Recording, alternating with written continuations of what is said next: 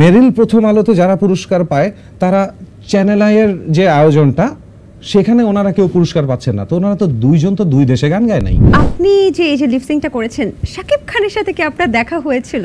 না, আমি ওনাকে দেখেছি, উনি আমাকে দেখেননি।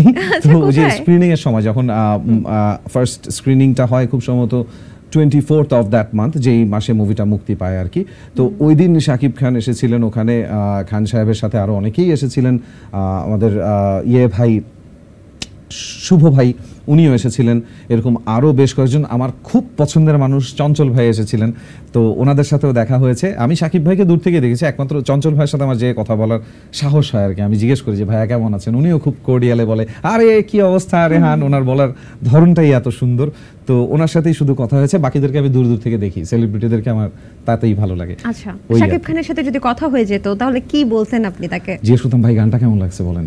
আচ্ছা, সেলফি তুলতে চাইতেন না? তুমি অনেক বেশি চালাক, ফাঁকি সব বাকি থাক, আর কোনো কথা হবে না, আমি হলে দুর্নীতি তুমি হলে রাজনীতি, এমন তো প্রথা হবে না, কূটনীতি খেলা হবে, লাজ ভুলে কাজ হবে, মেজাজ দেখ। দর্শক, দ্য টক রুমের আজকের গেস্ট রেহান রাসুল, তিনি একজন সঙ্গীত শিল্পী এবং প্রাক্তন আরজে। আজকে আমি খুবই আনন্দিত, কারণ আপনারা জানেন যে পেশাগতভাবে আমিও একজন আরজে, তাই আজকে আমাদের সাথে একজন প্রাক্তন আরজেও আছে, তাই আড্ডাটা একটু বেশি জমবে। শুধু তাই নয়, রেহান রাসুল সবসময় মিউজিকের মাধ্যমে, গানের মাধ্যমে অনেক জনপ্রিয়তা অর্জন করলেও তার হাড়ির খবর কিন্তু আমরা কেউ জানি না। ব্যক্তিগতভাবে তিনি খুব কিন্তু হাইড অ্যান্ড সিক করে। আজকে তার হাড়ির খবর জানার চেষ্টা করব। কেমন আছেন? ভালো আছি, আর আমার হাড়ি নেই। হাড়ি নেই? খবর জানবো। আমার হাড়ি অনেক আগে ভেঙে গেছে, তো এই জন্য বললাম যে আমার হাড়ি নেই। আর আমি এখন একটা গান গাবো, তার পরের লাইনটা আপনাকে বলতে হবে। চেষ্টা করি। আপনারই গান। কারো একদিন হব, কারো এক রাত হব, এর বেশি কারো রুচি হবে না। এই লাইনটা শুনে অনেকে ভাবে কি রে বাবা, এই চরিত্র মানে এটা কি চরিত্রহীনতা কিছু বলছে নাকি? মানে এই ব্যাপারে কি বলবেন? তো তাই ভাবে না, মানে আমি সরি এভাবে হয়তো বলা ঠিক না, বাট আমি এভাবে বলি, যাই হোক ঠিকই আছে। তো ঘটনাটা ঘটেছে যে এটা আমি কয়েকদিন আগে একটা ইন্টারভিউতে বলছিলাম যে when I wrote this song, যখন লিখেছি তখন I was an RJ, এবং তখন আমার প্রচণ্ডভাবে অনুভূতি হতো যে যার যখন প্রয়োজন পড়ে একজন আরজেকে এক রাত দু রাতের জন্য শুনে শ্রোতারা সরে যায়, নিজেদের মানে যখন ছ্যাঁকা খায় তখন রেডিও শুনছে, যখনই প্রেমিকা বা প্রেমিক ব্যাক করেছে তারা নেই। সো ওই জায়গা থেকে আমি অ্যাকচুয়ালি শ্রোতার কোনো শ্রোতার দিন হতাম, কারো এক রাত হতাম, এর চেয়ে বেশি কারো রুচি হতো না। তো যারা চরিত্রহীন তারা অন্যভাবে ভেবে নিতেই পারে, হোয়াট ক্যান আই ডু। তাহলে বাজে স্বভাব মোটিভেশনাল গান নাকি? মনে হলে হতে পারে, যে যেভাবে যদি কেউ মোটিভেট হতে চায়, he or she can get motivated through this. যেমন আমি অনেক ছেলের কল পেতাম যে ভাই আপনার বাজে স্বভাব গান শুনে ছ্যাঁকা খাওয়ার দুঃখ ভুলে গেছি, এখন এটাকে একটা অভ্যাস মনে হয়। How good is that? বাহ, চমৎকার। অনেকে বলে যে, বা আপনিও নিজেও বলেছেন বিভিন্ন ইন্টারভিউতে, বাজে স্বভাব গানটা যখন আপনি করেন ঠিক তার 1-2 বছর আগে আপনি হচ্ছে খুব ছন্নছাড়া লাইফ লিড করেছেন, এবং আপনি এমন কিছু নেই যেটা করেননি সে সময়।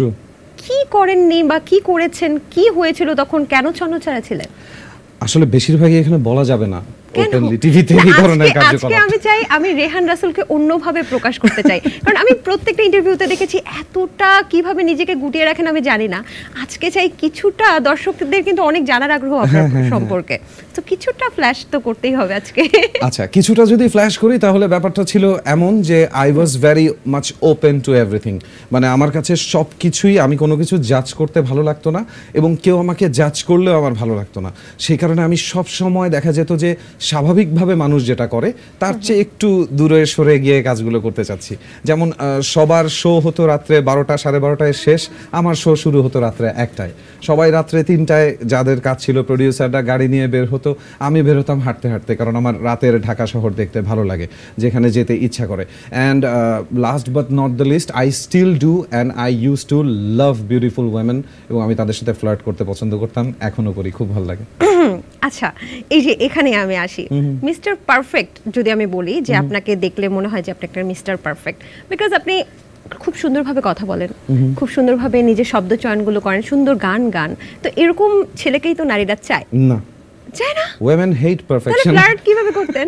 women hate perfection। আমার একটা ব্যক্তিগত চিন্তা ভাবনা হচ্ছে এরকম যে men are natural, পুরুষরা অনেক বেশি ন্যাচারাল হয়, তো অতিরিক্ত ন্যাচারাল আবার যারা হয় তাদেরকে সবাই নিতে পারে না। যে সবকিছু এত ক্যাজুয়াল, এত নর্মাল, এত ইজিলি কেন হবে? It should be complicated. তাহলে আপনি কি ক্যাজুয়াল না? আমি খুবই ক্যাজুয়াল, আমার মতন করে আমি খুবই ক্যাজুয়াল। আমার যেটা বলতে ইচ্ছা করে আমি সেটাই বলে দিই। যে ছন্ন ছাড়া জীবনের কথা বলছিলাম, তখন আমার অ্যাকচুয়ালি যেটা আমার ভালো লাগতো আমি সেটাই করতাম। আমি চিন্তা করতাম একটা জিনিস, শুধু চিন্তা করতাম যে কারো মনে কষ্ট দিয়ে না ফেলি, এছাড়া আমি আর কোনো কিছু পাতা দিতাম না। এক্সকিউজ মি, আপনি বলছেন যে অনেক মেয়েদের সাথে আপনি ফ্লার্টিং করতেন, তাহলে তো মনে কষ্ট পাইতো কেন? কারণ ফ্লার্টিং করলে আপনি মেয়েরা ডাবল আনন্দ ডাবিং পায়। করতেন। আপনি কে বলেছে কষ্ট পায়? কি? ফ্লার্টিং করলে মেয়েরা আনন্দ পায়, দেন শি নোজ যে she is attractive to someone.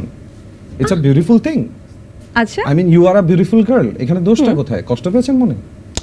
আমি কষ্ট পাইনি, বাট এটা তো ফ্লার্টিং এর মিনিং না। ফ্লার্টিং এর Flirting মিনিং মানে তো আমরা কিন্তু অনেক কিছু manipulation বুঝি, না। অনেক কিছু বুঝি। যে একটা মেয়েকে কেন আমি বলবো যে আপনি সুন্দর, কেন আমি বলবো যে কারণ মেয়েটাকে আমার সুন্দর লেগেছে। আচ্ছা, তারপর তো মেয়েটা প্রেমেও পড়ে যেতে পারে, পড়ে যাওয়াটাই তো সেটা স্বাভাবিক। তার দুর্বলতা, আপনার দুর্বলতা না। না।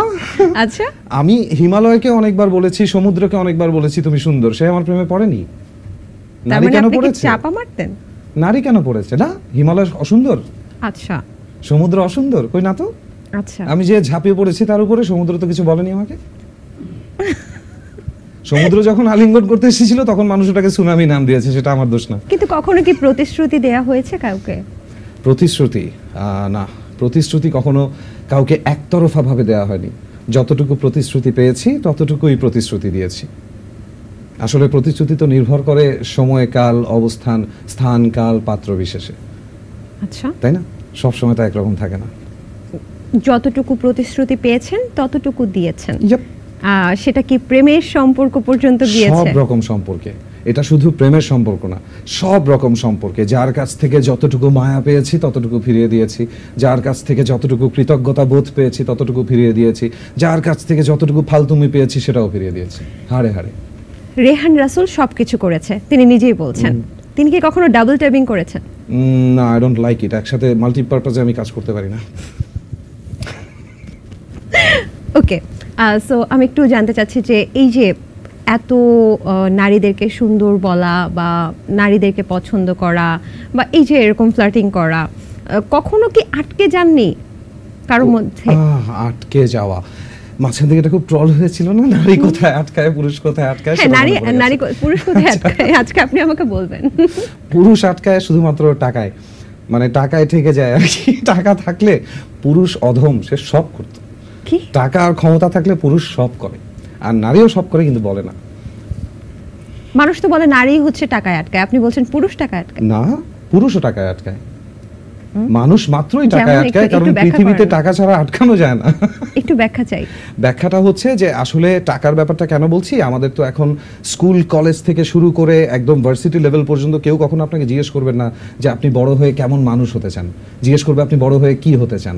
তো ক্লাস 2-তে যেই বাচ্চাটা পড়ে তার মা অলরেডি জানে যে ক্লাস 9-এ উঠতে উঠতে তাকে কোন স্কুলে যেতে হবে, ক্লাস 11-তে গেলে কোন কলেজে পড়তে হবে, ক্লাস 12-তে যখন সে সেমিস্টার শুরু করবে কোন ভার্সিটিতে করলে কোন আমেরিকান কোম্পানি বা ইউনিভার্সিটি তাকে ডাকবে, তার সুবিধা হবে, তারপরে তার একটা সেটেলড লাইফ আসবে উইথ ব্যাংক ব্যালেন্স, তাই না? এখন কিন্তু মূল ব্যাপারটা এটাই, ভালো মানুষ কিন্তু আমরা খুব একটা খুঁজি না। তো ওই কোয়ালিটি অনুযায়ী বললাম আর কি। যমুনা স্মার্ট রেফ্রিজারেটর, স্মার্ট লাইফে স্মার্ট রেফ্রিজারেটর। তাহলে নারীর প্রতি আটকানোর সাথে টাকার সম্পর্কটা কি রেহান কোনো রাসূলের? সম্পর্ক নেই তো। টাকার সম্পর্ক প্রতিটা মানুষের সাথে, প্রতিটা মানুষ টাকায় আটকায়। কেউ চা খাওয়ার টাকায় আটকায়, আর কেউ হয়তো চা বাগান কেনার টাকায় আটকায়। একটু পরিসরটা ছোট বড় হয়, কিন্তু আটকায় সবাই টাকাতেই। আপনি কোথায় আটকিয়েছিলেন? গানে, আমি গানে? গানে আটকে গেছি। এইখানে একটা সমস্যা হয়ে গেছে যে গানে আটকে যাওয়ার কারণে দেখা যাচ্ছে যে টাকা দিয়ে কেউ কিনতে পারেনি। রেহান রাসূল প্রচন্ড বুদ্ধিমান একজন মানুষ, না। তিনি কিভাবে কথাটাকে উল্টে পাল্টে কোথায় চলে যাচ্ছে। আমি জিজ্ঞেস করেছিলাম কোন নারী কেন্দ্রিক কি আটকে পড়েছিলেন, প্রেমে পড়েছিলেন, সিরিয়াস রিলেশনশিপে গিয়েছিলেন? আমি বেশ কয়েকবার প্রেমে পড়েছি। সেখানে কি আপনি সরে এসেছেন নাকি? কিছু দিক থেকে একতরফা ছিল, তারা সরে চলে গেছে। কিছু সময় আমি সরে চলে এসেছি। কিছু সময় দুজন মিলে সিদ্ধান্ত নিয়েছি যে আমরা দুজন আলাদা আলাদাভাবে অসাধারণ, কিন্তু একসাথে মিলে গেলে বিচ্ছিরি। It's like chemical reaction, you know, দুটো জিনিস মিশে গেলে কিন্তু খুব বাজে হয়ে যায়। কি যেন আছে না, যে সোডিয়াম ক্লোরাইড পানিতে পড়লে ঠাস করে ফেটে যায়। এমনিতে সোডিয়াম আলাদাভাবে নাইস, পানিও আলাদাভাবে নাইস, কিন্তু দুটোর মিশ্রণটা সুন্দর না। সো এরকম অনেক কারণে অনেক সময় আলাদা হওয়া হয়েছে, কিন্তু আচ্ছা। প্রত্যেকটাই সত্যিকারের ভালোবাসা ছিল, জানেন। আপনি কি তাহলে ভালোবাসা খুঁজতে খুঁজতে এত না, আমি প্রেমে খুঁজিনি। পড়েছেন? আমি কখনো খুঁজিনি, ভালোবাসা খুঁজে পাওয়া যায় না আমার মতে। ভালোবাসা আপনাকে খুঁজে নিতে পারে বড় জোর। আচ্ছা, তার মানে এখন তাহলে রেহান রাসেলের রিলেশনশিপ স্ট্যাটাসটা কি? I am not single anymore, I have someone special, very special. আচ্ছা, তাহলে এখনো আছেন একজন? হ্যাঁ, এখন কতদিন? একজনই আছেন। কতদিন ধরে? ইটস লাইক 1 বছর হয়ে গেছে প্রায়। We are in a relationship, we didn't reveal it, কারণ আমার একটা চিন্তা ভাবনা আছে যে আমার খুব একটা এক্সপোজ করতে ভালো লাগে না ব্যক্তিগত জায়গাগুলো। তার মধ্যে শুধু প্রেম না, আমি ধর্ম নিয়েও কথা বলি না কখনো বাইরে। আমি পারিবারিক কিছু ব্যাপার আছে না, ডোমেস্টিক ইস্যুজ, অনেকের হয়তো বাসায় একটা ঝামেলা চলছে বা একটা ফিনান্সিয়াল ইস্যু চলছে, এই জিনিসগুলো আমি কেন যেন maybe as a Capricorn I am, আমার খুব নিজের মধ্যে রাখতে ভালো লাগে। আমি আমার কষ্টটাও সহজে প্রকাশ করি না, সার্কাস্টিকভাবে জোক করে মজা করে এগুলাকে হালকা করে দিই, কিন্তু নিজে নিজে একলা একলা ডিল করি, এই অভ্যাসটা আছে আর কি। আচ্ছা, তিনি কি, যিনি আছেন তিনি কি মিডিয়ার বা গানের সঙ্গীত জগতের? না না, সঙ্গীত জগতেরও না, সে মিডিয়ার অংশও না, she is a part of me. Wow, বাহ। জাস্ট একটু রোমান্টিক ভাবে বললাম। শি ইজ আ রাইটার, সে লেখে, সে খুব সুন্দর লেখে, সে খুব সুন্দর কবিতা লেখে, আর সে দেখতেও খুব সুন্দর একটা কবিতার মতো, এই হচ্ছে ব্যাপার। আচ্ছা, তাহলে ভবিষ্যৎ পরিকল্পনাটা কি, মানে বিয়ে শাদী কবে? সেটা এখনো জানি না, বাট খুবই শীঘ্রই এই কাজটা করার ইচ্ছা আছে। যেহেতু বললাম আমি সবই করি, এটা কেন করব না? আচ্ছা, তো ইচ্ছা আছে রাতের বেলা বিয়ে করার, কারণ আমি অনেককে বলেছি আমি কোনো দিন বিয়ে করব না। রাতে কেন? ওই যে বলেছি কোনো দিন বিয়ে করব কোনো না। দিন বিয়ে করবেন না কেন? এটা কেন বলেছিলাম বলেছেন? কারণ আমার ইচ্ছে করতো না। আমার মানে বিফোর আই ম্যাট হার, আমি অনেকের সাথে আমার যখন সম্পর্ক হয়েছে বা চেষ্টা করেছি আমি, তখন দেখা গেছে যে আমার যেই বাজে স্বভাবগুলো আছে ওগুলোর সাথে সবাই আসলে অ্যাডজাস্ট করতে পারে না। আমি সবসময় বলি যে আমার সবচেয়ে বড় বাজে স্বভাব হচ্ছে আমি রাতে ঘুমাই না, যেটার কারণে পরবর্তী বাজে স্বভাবটা আসে হচ্ছে আমি দিনে ঘুমাই। তো এরকম করে করে একটার সাথে একটা কানেক্টেড হয়ে আমার যে উল্টাপাল্টা লাইফস্টাইল, আমার হঠাৎ করে ভালো লাগলো, আমি বন্ধুর বাসায় থেকে গেলাম, তো আমার যেতে ইচ্ছা করলো, এক জায়গায় চলে গেলাম, আমি একটা গানের আড্ডায় বসেছি, আমি চিনি না জানি না, তাদের আমার গান ভালো লেগেছে, আমার তাদের চিন্তা ভালো লেগেছে, আমি আড্ডা দিয়েই যাচ্ছি। এই ধরনের কিছু ব্যাপার আমার মধ্যে আছে। ছোট ভাই আছে আমার প্রচুর, মানে এরা জাস্ট আমার ভক্ত না, এরা আমার একদম কাছের ভাই। মানে আমি একটা বিপদে পড়লে ওরা টাস করে চলে আসবে, এরাও আমার বাসায় রেগুলার আসছে, বসছে, আড্ডা দিচ্ছে। তো ওভারঅল যে এই যে ছন্ন ছাড়া বিষয়টা, একদম আই এম অলওয়েজ লাইক মানে ডেফিনেটিভ ব্যাচেলর, এই জিনিসটা আমার মধ্যে সবসময় আছে। এটার সাথে কোপ আপ করতে সবাই পারে না, কারণ এর মধ্যেই কোনো একটা সময় আমি হয়তো বাথরুমে চলে যাচ্ছি 1.5 ঘন্টার জন্য একটা কবিতা লিখতে।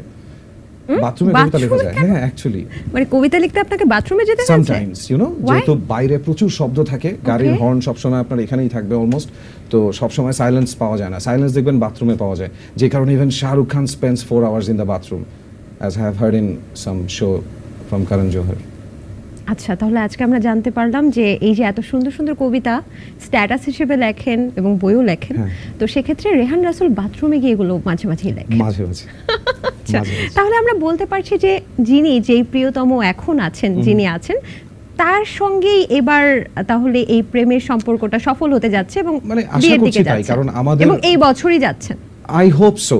I am Okay. expecting so. আমি জানি না পারবো কিনা, if I am that lucky or not to find her like that, কিন্তু আমার মনে হয় আমি চেষ্টা করব, কারণ হচ্ছে probably she is the only person আমার ফ্যামিলির মানুষের মতন করে আমার ব্যাপারটা বুঝতে পারে যে এটা গেছে, এটা ঠিক হবে না, এই জায়গাটাতেও চলে গেছে, সো ইটস গুড।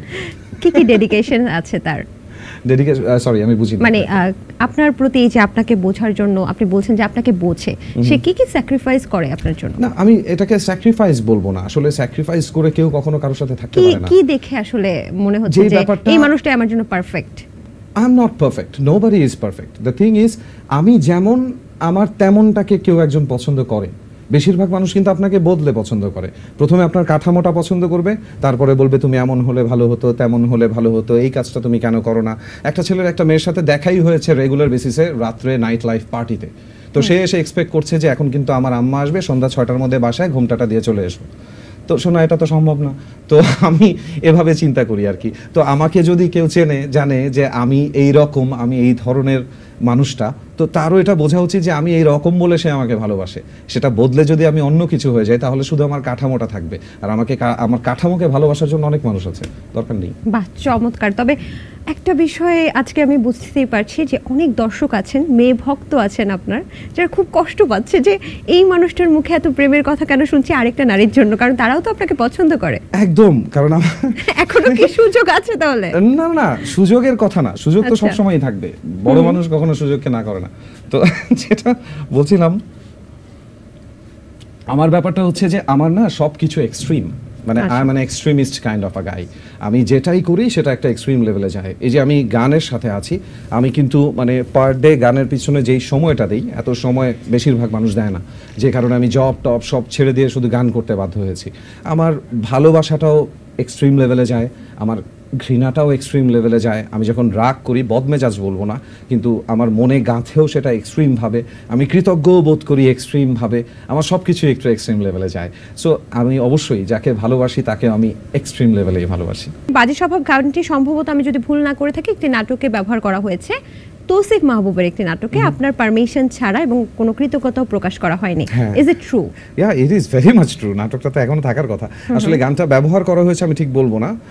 ওখানে তৌসিফ মাহবুব ভাই খুব সম্ভবত গিটার হাতে নিয়ে বাজিয়ে গানটা গাইবার চেষ্টা করছিলেন আর কি, as a song he created for his girlfriend in that story as a character. তো গানটাকে যে অ্যাকচুয়ালি অডিওটা ইউজ করা হয়েছে এটা বললে আমার ভুল করা হবে। এবং আমি সত্যি কথা বলতে গানটা যেভাবে ইউজ করা হয়েছে তাতে আমি কখনোই চাইবো না যে ওই রকমভাবে নামে ক্রেডিটসে চলে আসুক যে এই গানটা রেহান রাসূলের ছিল। Not like that. I thought মানে maybe the director or the producer or just an assistant director phone করে আমাকে এতটুকু বলতে পারতো যে রেহান ভাই আপনার গানটা এভাবে একটু নাটকে যাচ্ছে, I would be happy. He is a hero না, তা আমি কে, I am just a singer. তো হি ইজ আ হিরো, তার কাছে আমার গানটা যাচ্ছে, আমার তো আরো ভালো লাগার কথা। কিন্তু এই কৃতজ্ঞতা বোধের অভাবটা খারাপ লাগে আর কি। আচ্ছা, এবং যতটুকু ভুল না করে থাকলে যে এই গানটা অনেক ডিরেক্টর আপনার থেকে নেয়ার চেষ্টাও করেছে নাটকে বা বিভিন্ন জায়গায় ব্যবহারের জন্য, তো সেক্ষেত্রে আপনি দিতে চাননি, সেটা কেন? সেটার কারণটা হচ্ছে আমার কাছে মনে হয়েছিল যে খুব খুব খুব কম শিল্পী, বিশেষ করে বাংলাদেশে খুব কম শিল্পীর এই সৌভাগ্যটা হয় যে তারা একটা গানের মাধ্যমে একটা আইডেন্টিটি ক্রিয়েট করতে পারে, একটা গানের মাধ্যমে ছড়িয়ে যেতে পারে। তো আমি আসলে সত্যি কথা বলতে আমি মহাপুরুষ নই, আমার মধ্যে অনেক সংকীর্ণতা আছে। তো এই গানটা আসলে আমার নিজে ব্যতীত আর কারো মাধ্যমে প্রচার করতে ইচ্ছে করেনি, এটা আমি আমার নিজের জন্য রেখেছি। আচ্ছা, মানে কোন ডিরেক্টর চেয়েছিল আপনার কাছে এই গানটা? আমি এটা নামটা বলবো না, কারণ ওনার সাথে আমার বেশ কিছুক্ষণ কথোপকথন হয়, তারপরে আমি ওনাকে এক সময় এবং আপনিও সেখানেও জেদাজেদি করেন। হ্যাঁ, ওটা আমার it was my first call from some director. এর আগে আমাকে কোনো ডিরেক্টর কল দেননি, তো উনি যখন, এবং আমি তো এটাও শুনেছি আপনি যদি সেখানে রাজি হয়ে যেতেন ভবিষ্যতে আপনাকে আমরা নায়ক হিসেবে দেখতে পেতাম বা অভিনয় শিল্পী হিসেবে দেখতে পেতাম। এত বড় একটা সুযোগ কেন আপনি হাতছাড়া করলেন? সুযোগ বড় কিনা ওটা তো যার যার ব্যক্তিগত ব্যাপার। মানে আমার কাছে ওই সুযোগটা বড় না। আমার কাছে কোন সুযোগটা বড় হতো যদি আমি বিশাল বড় একটা প্ল্যাটফর্মে আমাকে গান গাওয়ার সুযোগটা দেওয়া হতো। মানে আমি যখন অ্যাওয়ার্ড অনুষ্ঠানগুলো দেখি বিভিন্ন চ্যানেলে, আমার একবারও মনে হয় না যে শিট আমি অ্যাওয়ার্ডটা কেন পেলাম না। আমার বারবার মনে হয় এখানে আমাকে পারফর্ম করতে ডাকলো না কেন, আচ্ছা ওই স্টেজটাতে সবার সামনে আমাকে গাইতে কেন ডাকলো না। তো আমার জন্য বড় হতো ওটা। যদি উনি আমাকে বলতেন যে রেহান তুমি এর পরের বার কোক স্টুডিওতে ফিচার করছো, তাহলে আমি ওনাকে আরো 10টা বাজে স্বভাব দিয়ে দিতাম।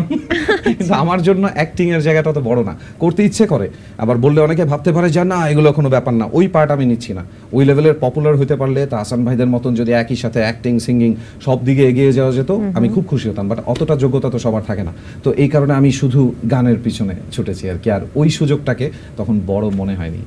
আচ্ছা, সেজন্য আপনি রিজেক্ট করলেন। আচ্ছা, বাজে স্বভাব 2 বের হলো, সেটা নিয়েও কিন্তু অনেক কথা হয়েছে যে আগের মতো বোমবাস্টিক হয়নি, আগের মতো ভালো লাগেনি। তো এটা কি আপনাকে ব্যথিত করেছে? একদমই ব্যথিত করেনি, কারণ আমি জানতাম যে বাঙালির একটা স্বভাব আছে, তারা একই জিনিস বারবার চায়। আর আমার একটা স্বভাব আছে, আমি একই জিনিস বারবার করি না। আমি বাজে স্বভাব আরেকটা বানিয়ে একটু ছোট ছোট বিজনেস করে ফেলবো, যে ওইটা আমার মধ্যে নাই। মানে আমি ওইটা আবার করতেই চাইনি, আমি নতুন একটা কিছু ক্রিয়েট করব। বাজে স্বভাব যখন এসেছে তখন বাংলাদেশে বাজে স্বভাবের মতন গান হয় না, যে কারণে এটা মানুষ শুনেছে, তাই না? ডিফারেন্ট ছিল বলেই কিন্তু শুনেছে। যদি আমি আরেকবার ওই যে তাহসান ভাইয়ের মতনই আলো আলো আমি মানে ওইটাই যদি আমি আবার গাইতাম, ওই ধরনের একটা ট্রেন্ড ধরে যে এখন তো এই ধরনের গান চলে, তাহলে কিন্তু বাজে স্বভাব আসতো না। So you always have to think new. আচ্ছা, আপনি একটা ইন্টারভিউতে বলেছেন যে বাজে স্বভাব 2 যেটা, সেটা একটা সরকার বিরুদ্ধ গান। হ্যাঁ, তৎকালীন সরকারকে, অর্থাৎ সাবেক যে সরকার আমি তার সরকার বিরুদ্ধে বিরুদ্ধে বলবো না, আপনি- আমি বলবো সিস্টেমের বিরুদ্ধে গান। তখন যে সিস্টেমটা চলছিল, এখনো যদি ওইরকম কোনো সিস্টেম শুরু হয় তাহলে আমি সেটার বিরুদ্ধেও লিখবো। মানে সরকার বাজে বিরুদ্ধে না, স্বভাব সিস্টেমের 2 তো আমি একটা প্রেমের গান দেখলাম, এটা না, কিভাবে না, না, তৎকালীন সিস্টেমের বিরুদ্ধে হলো? আপনি একটু আমাকে বুঝিয়ে বলবেন? গানটা রিলিজ হয়েছিল খুব সম্ভবত 2019 বা 18-এ বাজে স্বভাব 1 রিলিজ হয়, একদম লাস্টের দিকে। তখন বাংলাদেশে সবচেয়ে বেশি যেটা চলছিল, যেগুলো নিয়ে কেউ তখন কথা বলতো না, এখন অনেকে প্রতিবাদ করছে। যাই হোক, অনেক সাহস অনেকের। আমার তখন একটু সাহসটা কম ছিল, তো আমি স্যাটায়ার লিখেছিলাম গুম খুন নিয়ে। প্রচুর পরিমাণে গুম হতো তখন। তো আমার গানের মূল ট্যাগলাইনটাই একটু ছিল গানে গানে এটা। কি আমাকে বুঝিয়ে দিবেন যে কোন লাইনটা আপনি কি মিন শুরুর করেছেন? অংশটা শুনাই। আমার মনে হয় এখন sure. যেহেতু আমি বলে দিয়েছি যে ইট ওয়াজ আ পলিটিক্যাল স্যাটায়ার, এখন শুনলেই মানুষ বুঝবে। আচ্ছা, গানের কথা না, ছিল আমিও লাইক, বুঝতে চাই একটু। তুমি অনেক বেশি চালাক, ফাঁকি সব বাকি থাক, আর কোনো কথা হবে না। আমি হলে দুর্নীতি, তুমি হলে রাজনীতি, এমন তো প্রথা হবে না। কূটনীতি খেলা হবে, লাজ ভুলে কাজ হবে, মেজাজ দেখতে যেও না। ধুম করে গুম করে দেব, কোনো নালিশ কাজে দেবে না। এর চেয়ে ক্লিয়ার করে কি লিখবো বলেন? তখন গুম খুন হচ্ছে। আমি এতক্ষণ কিন্তু বুঝতে পারিনি, আপনি এখন যখন বললেন তখন আমি রিলেট করতে পারলাম। অ্যাবসলিউটলি। আমার এরকম বেশ কয়েকটা গান আছে, আপনি কি অচেনা একটু শহর ব্যাখ্যা নামে দিবেন? একটা গান তারপরে আছে। অনেকে আছে, একটু জানতে চাই আপনার মুখ থেকে ব্যাখ্যাটা। তখন যেটা হতো সেটা হচ্ছে, আমরা নিউজে দেখতাম, বেশ কিছু পত্রিকায় দেখতাম যে এরকম মানুষ হারিয়ে যাচ্ছে, কিন্তু সেটার কোনো কমপ্লেইন পর্যন্ত হতো না। যারা খুঁজতে যাচ্ছে তারা কোথায় যাচ্ছে সেটাও অনেক সময় দেখা যাচ্ছে বোঝা যাচ্ছে না, যে ব্যাপারটা কি, মানুষটা গেল কোথায়। আর আমরা তো জনগণ, আমাদের দেশের জনগণ যেন একটু কেমন, মানে অনেক ভাইটাল একটা ঘটনা ঘটে যাবে, তারপরের দিন আপনি খালি সাকিব আল হাসানের একটা বদনাম করে দেবেন, সব ভুলে গেছে। আমি একবার বলছিলাম যে মানববন্ধন হচ্ছে এগেইনস্ট রেপ। আমার মনে হয় বৃষ্টির দিনে যখন এতটুকু পানি জমে, ওই দিন রেপ হয় না কেন, এই জন্য ওই দিন কোনো মানববন্ধন হয় না। মানে তাড়নাটা কতটুকু আসলে, একটু জ্বর কাশি আসবে দেখে আজকে আপনি নামেননি নাকি, এই ধরনের তো ব্যাপারগুলো এভাবে চলে। তো ওই জায়গা থেকে আমি আসলে লেখার চেষ্টা করতাম। তো আমার কাছে মনে হতো যে এগুলো নিয়ে লেখা দরকার, তখনও লিখতাম, এখনও যদি এরকম কিছু হয় আমি লিখবো। ইনফ্যাক্ট আমি একটা লিখছি অলরেডি গান, যে গানের নাম হচ্ছে চুপ, তো সেই গানটাও সামনে আসবে। সেটাও কি রাজনীতি নিয়ে কোনো কিছু? ঠিক রাজনীতি বলবো না আমি, এগুলো আসলে রাজনীতি না। যেমন আমার এই গানের একটা লাইন আছে হচ্ছে, বন্ধ হোক জননীর জরায়ুর এই রক্তপাত। এটা কি রাজনীতির লাইন বলা যায় না? মনে হয় এটা দেশের কষ্ট নিয়ে লেখা। বাহ, চমৎকার। সেই সময় কেউ ধরতে পেরেছিল যে এটা আপনি? কিছু মানুষ আমি কমেন্টে দেখেছি, কিছু আচ্ছা, some comment. Intelligent people, they did get it. কিন্তু এই স্যাটারগুলো যারা করতো তখন তো তাদেরকেও আসলে ধরা হতো বা ফোন করা হতো ডিবি তারা অফিস যদি থেকে। পপুলার হতো তাহলে ধরা হতো। I was not that popular. আচ্ছা, পপুলার মানুষ কিছু করলে সমস্যা। আর ছাত্র এমনিতে আন্দোলন সমস্যা হয়ে নেই। গেল 2024-এ এই বছর, এটাকে নিয়েও আপনাকে কথা বলতে আমরা শুনেছি, দেখেছি। আপনি কিছু বলতে চান এই ব্যাপারে?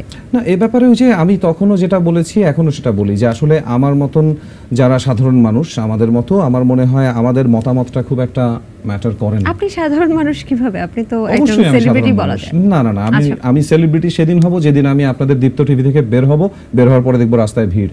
তার আগে আবার কিসের সেলিব্রিটি? সেটা কি আপনার স্বপ্ন? হ্যাঁ, অবশ্যই। আমার স্বপ্ন কেন থাকবে না? আমার স্বপ্ন পুরো বাংলাদেশের মানুষ একসাথে আমার গান গাইবে। বাহ, গিয়েছে তো ইতিমধ্যে বাজে বাংলাদেশ শহরটা থেকে গেছে। শুরু করে ইন্ডিয়া, কলকাতা, সেখানেও তো করেছে। হ্যাঁ, প্রচুর আচ্ছা। করেছে। তবে আরো এমন হতে হবে, একটা হলে হবে না, আরো এমন হতে হবে। তার মানে হচ্ছে আপনি একটা পপুলারিটি চাচ্ছেন এখন পর্যন্ত? যে সব সময় চেয়েছি, I always wanted to be popular. ছোটবেলা থেকে যখন গান করি তখন ইচ্ছা করতো আমার গান সবাই শুনবে। আচ্ছা আচ্ছা, অনেকে যখন বাজে স্বভাব বের হলো তখন আপনাকে অনেকে ভাবতো কলকাতা দাদাবাবু, আপনি কলকাতা থেকে এসেছেন। এরকম কি হয়েছে যে কলকাতা থেকে আপনাকে ফোন করা হয়েছে যে দেখা করতে চাই বা ইন্টারভিউয়ে আসেন, এরকম কোনো ঘটনা ঘটেছে কিনা? আমার সাথে যেটা ঘটনা ঘটেছে, বেশ কয়েকটা স্কুল কলেজ থেকে আমার কাছে টেক্সট এসেছিল যে আপনি শো করবেন কিনা, আমাদের এখানে গান গাইবেন কিনা, আমাদের এরকম একটা অনুষ্ঠান আছে, আপনি কি বাইরে শো করেন? তো আমি বললাম যে হ্যাঁ, শো করি, কিন্তু আপনারা কি ইন্টারন্যাশনাল শো অর্গানাইজ করেন? এরপরে ওনারা আর জবাব দিচ্ছে না, কারণ ওনারা ভেবেছিল আমি কলকাতার। তো যখনই দেখেছে ব্যাপারটা ইন্টারন্যাশনাল লেভেলে চলে গেছে, তখন ওনারাও ভুল বুঝতে পারে, এবং তারপরে ব্যাপারগুলো বাংলাদেশে তো এখনো চলছে।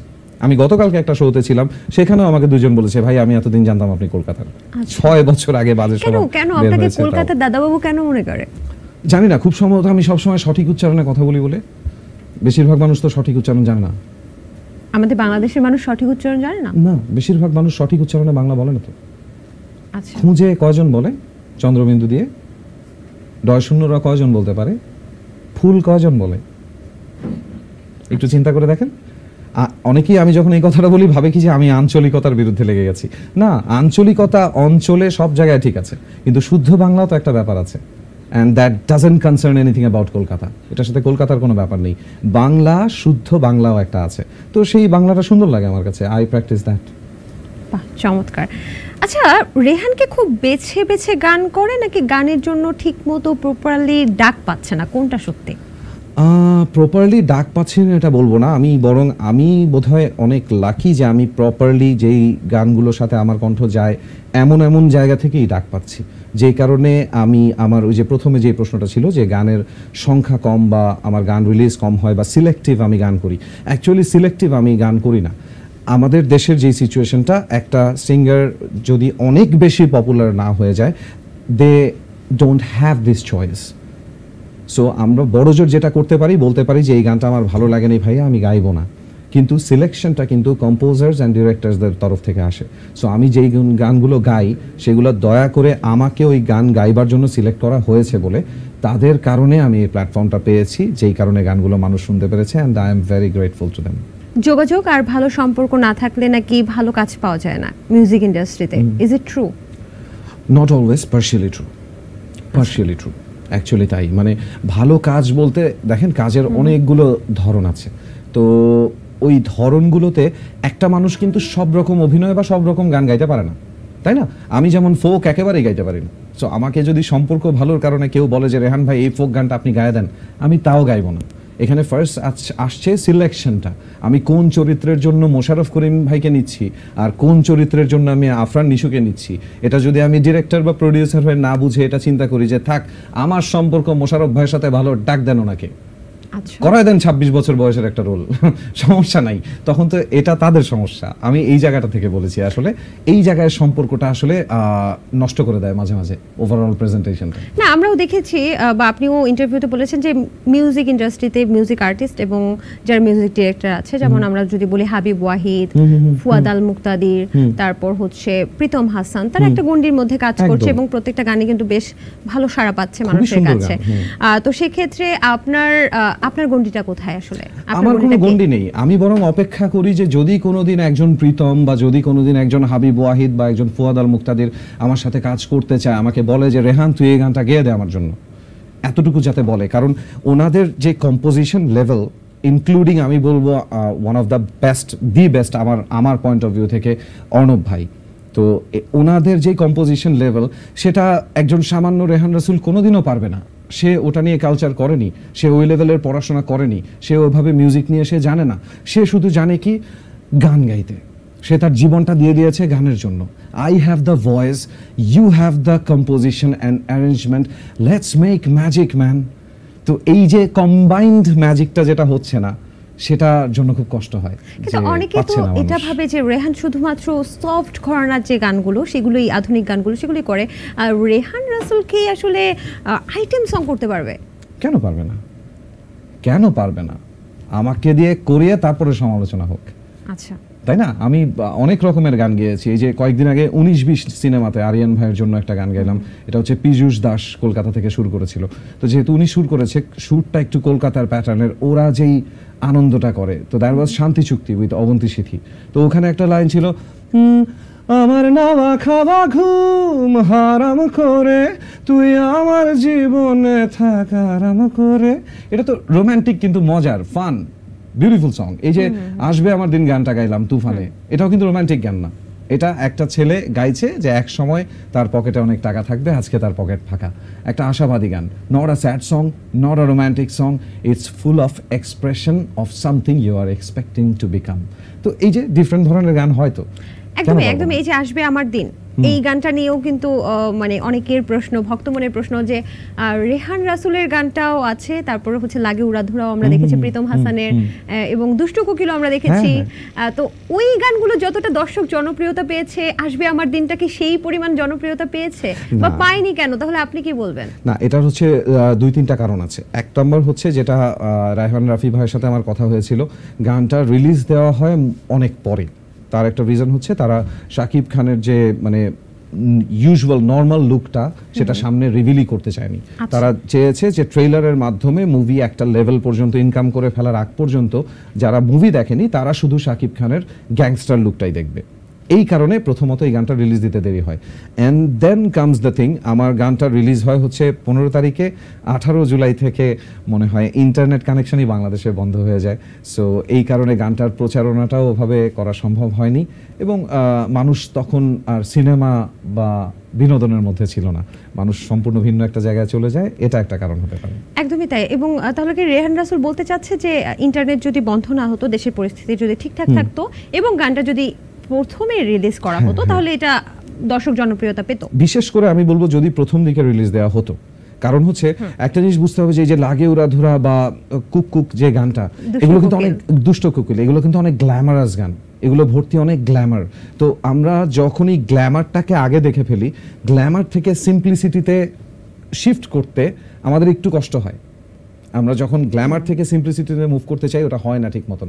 সিম্পলিসিটিটা যদি আগে থাকে তাহলে ইটস লাইক এটা ছিল ওয়াও, এবার এটা আসছে, এখন হয়ে গেছে ওয়াও এটা আসছে, ও এটা সামথিং লাইক দ্যাট, একটু সিম্পলিসিটির মধ্যে পড়ে গেছে। ওই জন্য রিলিজ টাইমটা মুভি অনুযায়ী, মুভির কনসেপ্ট রিভিলেশন অনুযায়ী ঠিক আছে, কিন্তু গান যদি ইন্ডিভিজুয়ালি ধরি তাহলে আরেকটু আগে মুক্তি দিলে আমার জন্য, গানটার জন্য খুব ভালো হতো আর কি। কিন্তু রেহান তো আজকে জানালো যে তিনি আইটেম সঙ্গেও বাজিমাত করতে পারবে।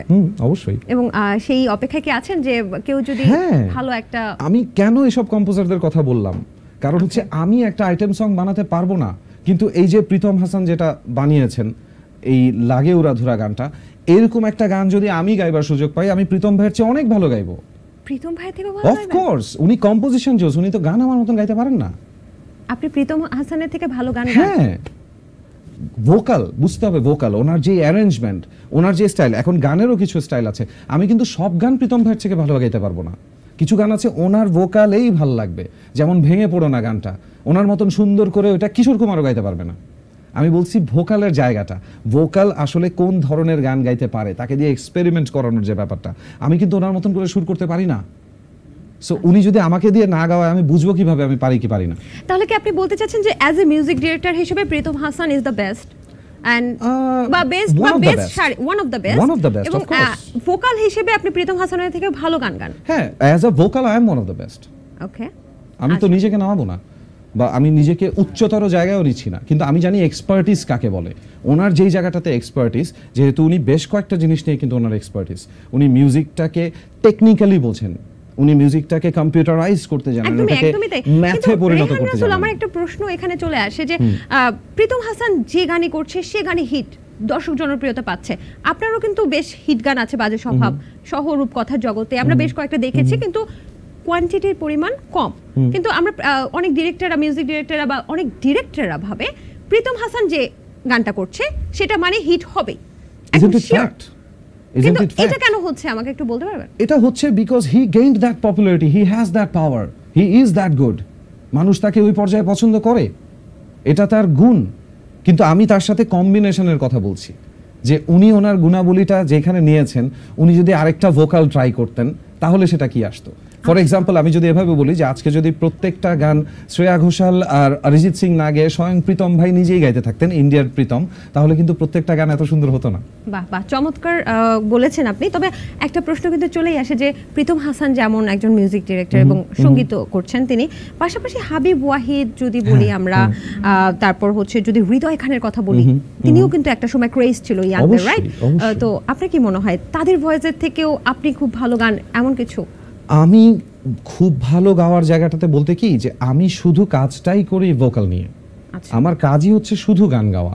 আমি কিন্তু কোনো ইনস্ট্রুমেন্ট বাজাতেও পারি না, আমি গিটার বাজাতে পারি না, আমি বড় জোর হারমোনিয়ামে একটা কর্ড ধরতে পারি, আমি বাসায় ইউটিউবে তানপুরা বাজিয়ে আমি রেওয়াজ করি। আমি প্রতিদিন গানের পিছনে 3 থেকে 4 ঘন্টা আমি শুধুমাত্র রেওয়াজের পিছনে দিই আমার গানের। তো আমি জানি যে হাবিব ভাইরা ওই ভোকালের জায়গা থেকে কিন্তু ওই জায়গাটাতে নেই। এটা কিন্তু হাবিব ভাইয়ের নিজের ইন্টারভিউতে আমি পড়েছি। হাবিব ভাইকে একজন ইন্টারভিউতে জিজ্ঞেস করেছে যে ভাই আপনি গান করেন কেন, আপনি তো গায়ক না। তখন হাবিব ভাই বলেছে মানুষ তো পছন্দ করে, ওয়াই নট।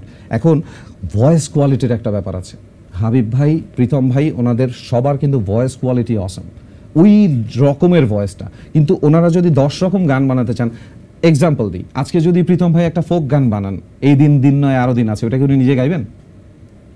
আচ্ছা, গাইবেন না তো, উনি নিশ্চয়ই কোনো ফোক আর্টিস্টকে নিয়ে এসেই গাওয়াইবেন।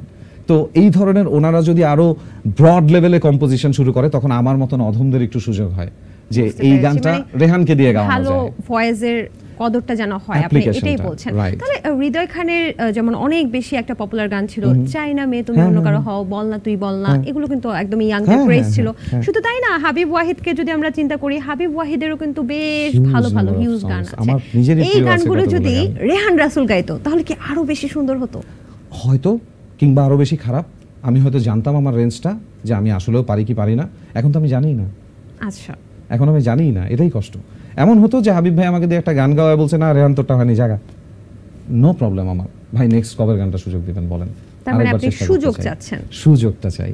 আচ্ছা, অটোটিউন আর্টিস্ট, এটা কিন্তু এখন বেশ প্রচলন চলছে। হ্যাঁ, তো এদের এই আর্টিস্টদের সম্পর্কে আপনি কি বলবেন, যে আপনি কি অটোটিউনের পক্ষে না বিপক্ষে, আপনি এই বিষয়টাকে কিভাবে দেখছেন? অটোটিউনের পক্ষে তো আসলে হবার কিছু নেই, তবে অটোটিউনের প্রয়োজন পড়ে অনেক সময় গানে। আমি শুনেছি খুব ছোট ছোট কিছু জায়গায় নাকি এটা সেট করা যায়, বা বিশেষ কিছু টেকনিক্যালিটি আছে। তবে এটাও আমি কনফার্ম, শুধু অটোটিউন দিয়ে কখনো গান গাওয়া যায় না। আপনার গানের গলা সুন্দর হতে হবে, আপনাকে সুরে থাকতে হবে, তাহলে হয়তো কিছু জায়গা সেট করা যায়। শুধু অটোটিউন দিয়ে যেই গানগুলো হয় ওগুলো শুনতে আপনার কাছে একটা ইনস্ট্রুমেন্টালের মতনই লাগবে, ওটাতে ভয়েসের কোনো ভ্যালু থাকে না।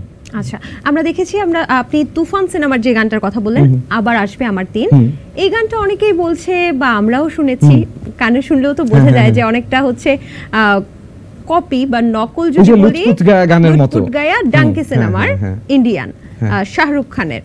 তো আপনি এই ব্যাপারে কিছু বলতে চান, বা এটা কি আসলে কপি? না, এটা আসলে আমি কপি বলবো না। আমি দেখেছি যে এখানে ওই যে মাঝখান থেকে যে একটা প্যাটার্ন আছে, ওই প্যাটার্নটাকে এখানে ইউজ করা হয়েছে। এটা এই প্যাটার্নটা ছাড়া গানের আর কোনো অংশের ওইভাবে মিল আমি পাইনি। ভিডিওগ্রাফিতেও অনেকে বলেছে, ভিডিওগ্রাফিতে অবশ্যই এটা আমার একটা ল্যাকিং আছে, যে আমি লুৎফুত গায়া গানটা ওইভাবে দেখিনি। আমার একটা অভ্যাস আছে, আমি শুনি, মানে কণ্ঠ পেলে আমার দেখা যায় যে ভিডিওর দিকে তাকানো হয় না। এমন প্রচুর গান আছে যে আমি নায়ক নায়িকাও জানি না, তো ভিডিওর ব্যাপারটা আমি জানি না। কিন্তু অডিওর ক্ষেত্রে আমি সুরে খুব একটা মিল পাইনি। ওই জায়গাটা আমি নিজেই বুঝেছি যে ওই রকম একটা কিছু করার চেষ্টা করেছে। Okay fine, it's a new style, adopt করার চেষ্টা করা হয়েছে, লেটস গো ফর ইট। কিন্তু নকল বলবো না, না না, আমি বলবো ইন্সপায়ার্ড। প্রথমবারের মতো রেহান শাকিব খানের লিপসিং করেছেন এবং প্লেব্যাক করেছেন, তাই তো? তো সেক্ষেত্রে আপনার অনুভূতি কেমন ছিল, যে একজন মেগা স্টারের লিপসিং আপনি করছেন, এই অনুভূতিটা কেমন ছিল?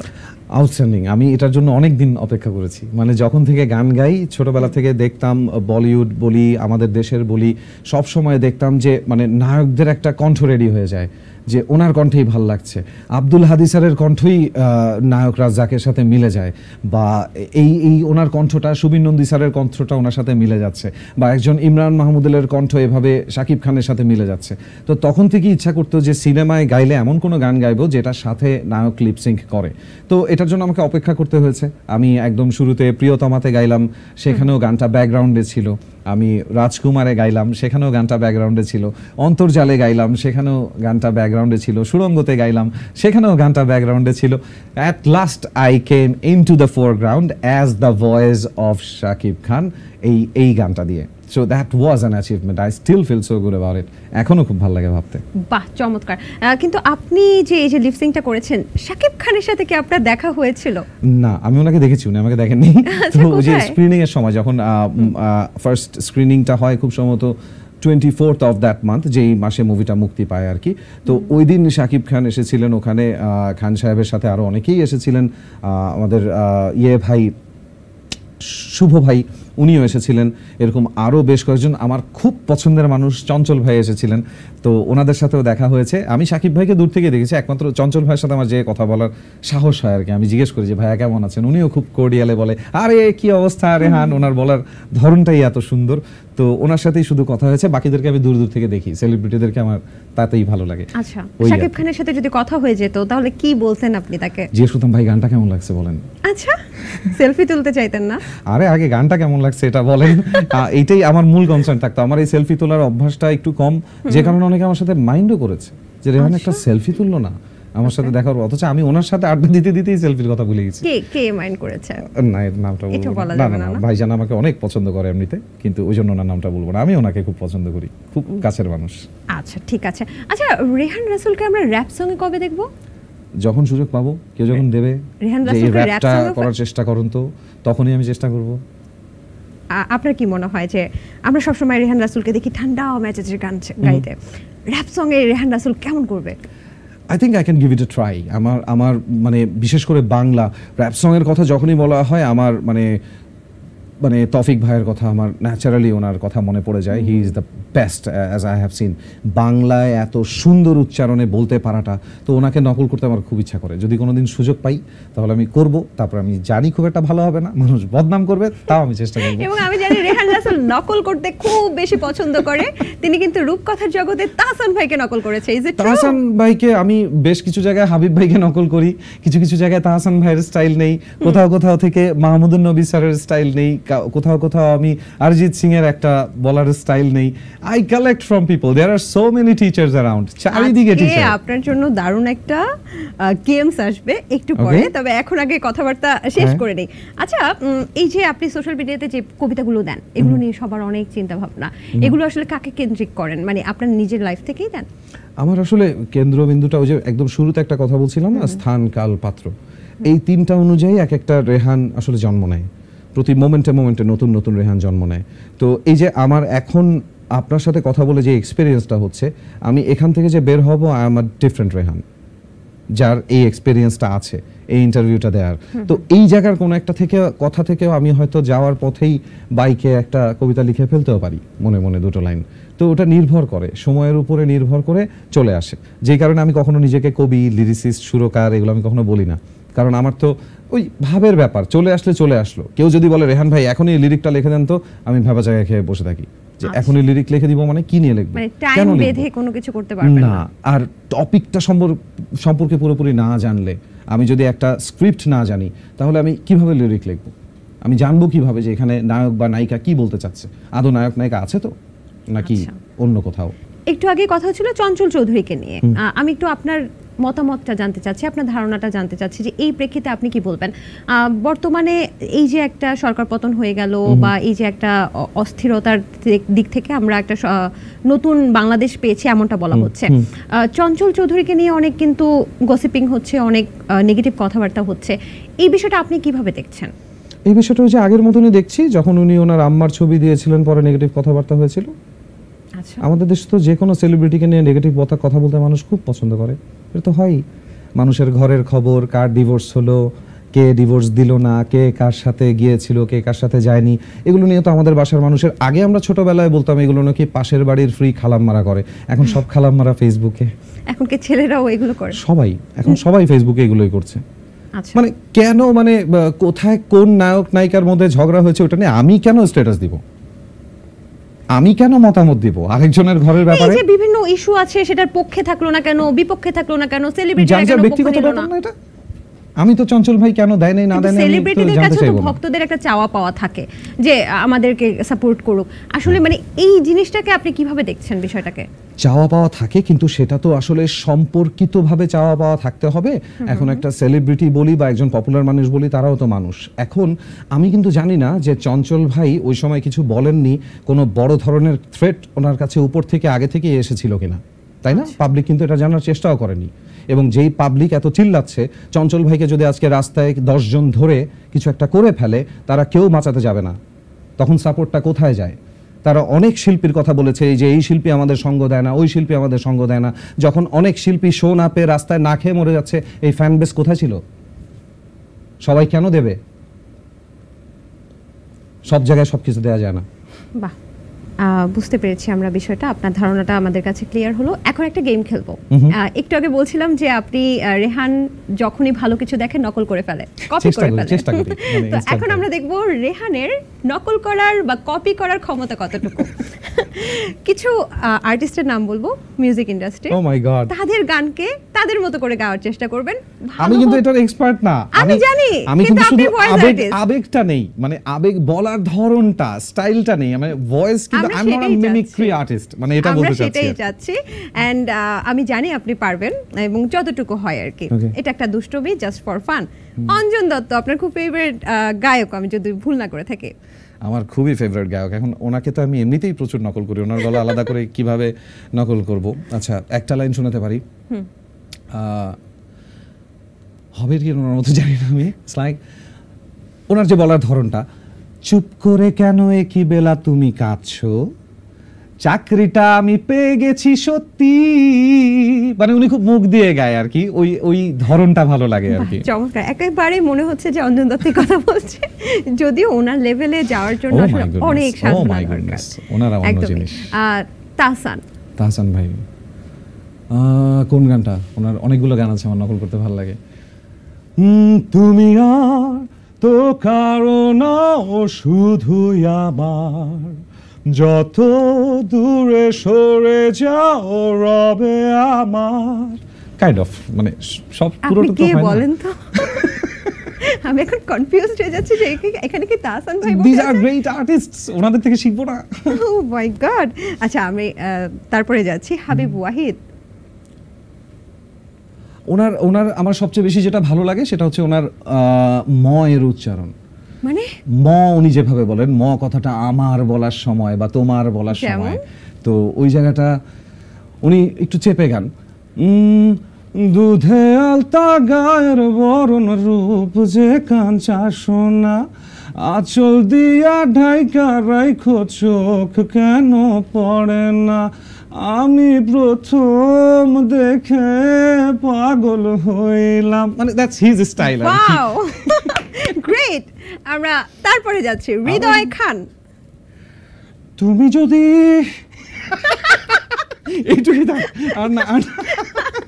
It's a game. Just আপনি joking, যদি just joking. গেমে জিততে পারেন আপনার সাথে কিন্তু পুরস্কারও ও আছে। My goodness, oh my goodness. আমি না, কেউ আমার সাথে রাগ করবেন না প্লিজ, আমি এটা আমার ভক্ত বলে। এটা জাস্ট ফর ফান, কেউ কিন্তু কিছু মনে করবেন না, যেহেতু একটা পডকাস্ট আমরা তো মজা করব এবং আমি জানি দর্শকরাও অনেক মজা পাবে এটা। ওকে এবং আমরা সবার প্রতি সম্মান রেখে কিন্তু গেমসটা খেলছি। ওকে, তাহলে কোন গানটা শোনাবো? হৃদয় ভাইয়ের গান তো এটা ছাড়া আমার আর কোনটা মাথায় আসছে? আমি তুমি অন্য কারো হও, জানে না কে তোমাকে তুমি কারো নও, তুমি তো আমারই জানে না। ও মানে সরি, আমার লিরিক মনে নাই, বাট আমি আগে আরো বেশি নকল করতে পারতাম, রেডিওতে আচ্ছা। খুব মজা করে এগুলো করতাম, লিসনারদেরকে আমি শোনাতাম। এই জন্যই কিন্তু আপনাকে এখন বলেছি, আমি অনেকদিন জানি practice আপনি নাই পারেন। আসলে। আচ্ছা, তারপর বালাম। বালাম ভাইয়ের গলা আমি নকল করতে পারি না, ওনার যে রেঞ্জ ওটা নকল করতে বালাম ভাই, Try মিজান করি ভাইদের আমরা। No Okay. মানে একটা ব্যাপার আছে যে বালাম ভাই মিজান ভাইদের যে vocal range, oh my goodness, ওস্তাদ লেভেলের। ওই রেঞ্জে আমি তো গাইতেই পারি না, নকল কি করব? আচ্ছা। নকল করতে হলে অনেক কিছু পারতে হয়। ওকে, তপু। তপু ভাই, তপু ভাই, তপু ভাই। মুখে ভালোবাসি না বলে মনেতে প্রেম নিয়ে চলে আছে অনেকেই, এতদিন ছিল সাধারণ তার মাঝে একজন যাকে আজ বড় আলাদা লাগে মন আধারের। ওনার অনেক জায়গায় সুর কাটে, আমার কাটে নেই। না ভাইজান এটা জানে। স্পিচলেস। তপু ভাই শুট কাটে মাঝে মাঝে আচ্ছা। ভাইজান বাজায় গায় তো, তো বেশিরভাগ সময় উনি গান যখন মানে ওনার ব্যাপারটা হচ্ছে উনি কিন্তু স্বভাব কবি, জানেন তো, উনি অনেক কিছু টাস টাস করে লিখে সুর করে ফেলে। গান কিন্তু গাওয়া কিন্তু ওনার এক্সপার্টিস না, উনি এমনিতেও যে আড্ডায় বসে গান শোনাতেন, কিন্তু ওনার এত সুন্দর সেই গানের কথাগুলা এবং সুরগুলো এত বেশি কানেক্টিং মানুষের সাথে। আমরা এই যে এতদিন পরে আমি যেই গানটা গাইলাম, এই গানটা আমি পুরোটা পারি। আচ্ছা, তো হ্যাঁ, কতবার শুনলে এই গানটা আমরা পছন্দের। পুরোটা পারি, কতটা কানেক্ট করলে। কিন্তু আমি লাস্টে যে এই কথাটা বললাম, কারণ আমি জানি ভাই তো রেওয়াজ করে না, ভাই আমার সাথে ডিসএগ্রি করতে পারবে না, ভাই গানের পিছনে সময়টা দেয় না, এই জন্য মানে আমি আমার সাথে কণ্ঠের রাগ। থেকে ওনার বাজানো বা এই বিষয়গুলো ভালো। হ্যাঁ, ক্রিয়েশন মানে Creation, সব সময় কিন্তু টেকনিক্যালিটিতে সবাই সুন্দর থাকে না।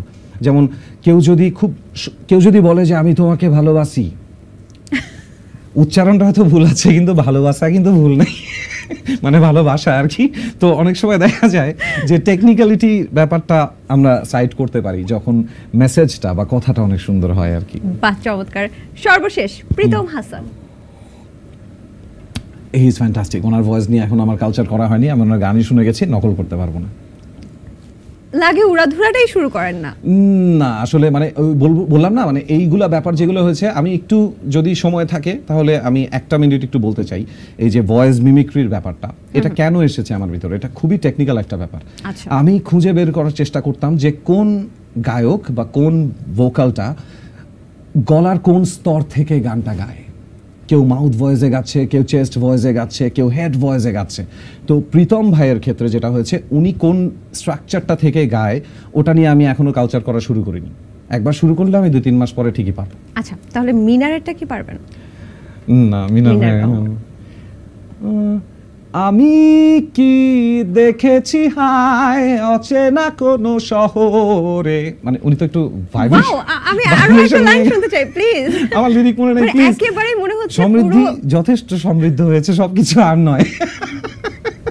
ঠিক আছে, আপনাকে অসংখ্য ধন্যবাদ যে আপনি খুব সুন্দর একটা মানে মিমিক্রি বলবো না, যে সবাইকে কপি করে দেখালেন, খুবই চমৎকার। ওটাই আমি বারবার বলছি, ইটস নট কপি। ওনাদের মধ্যে অসাধারণ কিছু ব্যাপার আছে, ওগুলা যখনই কেউ নেয়ার চেষ্টা করবে তখনই এটা হবে। যে কোনো অ্যাক্টর যদি আজকে একজন মোশাররফ করিমকে বা একজন হুমায়ুন ফরিদিকে নকল করতে যায়, তো সে যখন মা বলবে না, তখন কোথাও কেউ নেইতে স্বয়ং হুমায়ুন ফরিদি তার তৎকালীন স্ত্রী সুবর্ণা মোস্তফাকে যেই মা ডাকটা দিয়েছিলেন না, সেটাই দেবে। শিখতে হবে সুন্দর জিনিসটা, সুন্দরে যেতে হলে। So this is the thing. আমি এই আর্টিস্টগুলোকে ঘাটিয়েছি, ওনাদের গান ঘন্টার পর ঘন্টা শুনে শুনে শিখেছি বলে এই জায়গাটুকুতে আসা গেছে। আপনি যে কোথা থেকে কি বলছেন ধরতেও পারছি না। আচ্ছা যাই হোক, ব্যাপারটা হচ্ছে জেমস ভাই, জি, তিনি তো একজন লেজেন্ডারি। Oh my goodness. আমার কেন যেন এই এত কিছু আমার এই কালেকশনে ছিল না, এটা এত এত কপি শুনে বা এত তো এই যে ভয়েসের টোন আপনি চেঞ্জ করছেন, আমার না আপনার কণ্ঠে জেমস ভাইয়েরটা শুনতে ইচ্ছে করছে। এটাও না না, এটাও সমৃদ্ধি, সত্যি কথা বলবো, এগুলো হচ্ছে রেঞ্জের বাইরে। কিছু ভয়েস থাকে, কিছু ভয়েস থাকে এক্সেপশনাল। যেমন জেমস ভাইয়ের ভয়েস যেটা, এটা কিন্তু পুরো এশিয়াতে এমন কণ্ঠ নেই। 30 জনের মাঝখানে উনি একলা চিৎকার করবে, হাই দুষ্ট ছেলের দল, একবারে আপনি বুঝতে পারবেন যে কে কথা বলছে। আরেকজন আছে এরকম ভোকাল, একটা হচ্ছে আতিফ আসলাম। উনি যে খুব সুন্দর গান করেন তা না, কিন্তু দ্য ভয়েস কোয়ালিটি এক্সেপশনাল, ভিন্ন, আলাদা। আমাদের মিজান ভাই, different pattern of voice, owner ভয়েসে eco লাগে না। আমি দেখেছি উনি খালি মাইক্রোফোনে কোনো রিভার্ব ছাড়া যখন গান করেন তখনও গম গম করে, পারফেক্ট পিচিং। এগুলো নকল করা সম্ভব না, এগুলো সাধনা করে শিখতে হয়। জেমস ভাইয়ের গানগুলো শিল্পী নোবেল, সারেগামাপা থেকে উঠে আসা শিল্পী নোবেল, আপনি হয়তো চিনে থাকবেন। তিনি কিন্তু গিয়ে বেশ বাজিমাত করেছেন এবং অনেক দর্শক জনপ্রিয়তাও পেয়েছেন। কিন্তু হঠাৎ করে এই সম্ভাবনাময় গায়ক যেন হারিয়ে গিয়েছিল, আবার এখন দেখতে পাচ্ছি যে তিনি ফেরার ট্রাই করছেন। আপনি নোবেলকে কতটুকু পছন্দ করেন বা ওনার সম্পর্কে আপনার কিছু বলার আছে কিনা? আচ্ছা, প্রথম কথা, আমি ওনাকে ব্যক্তিগতভাবে চিনি না। সোশ্যাল মিডিয়া এবং নিউজ অ্যান্ড টিভি চ্যানেল যদি সব কিছু সত্য দেখিয়ে থাকে, তাহলে আমি যেটা দেখেছি তাহলে সেটা হচ্ছে ওনার ভয়েসটা অসাধারণ।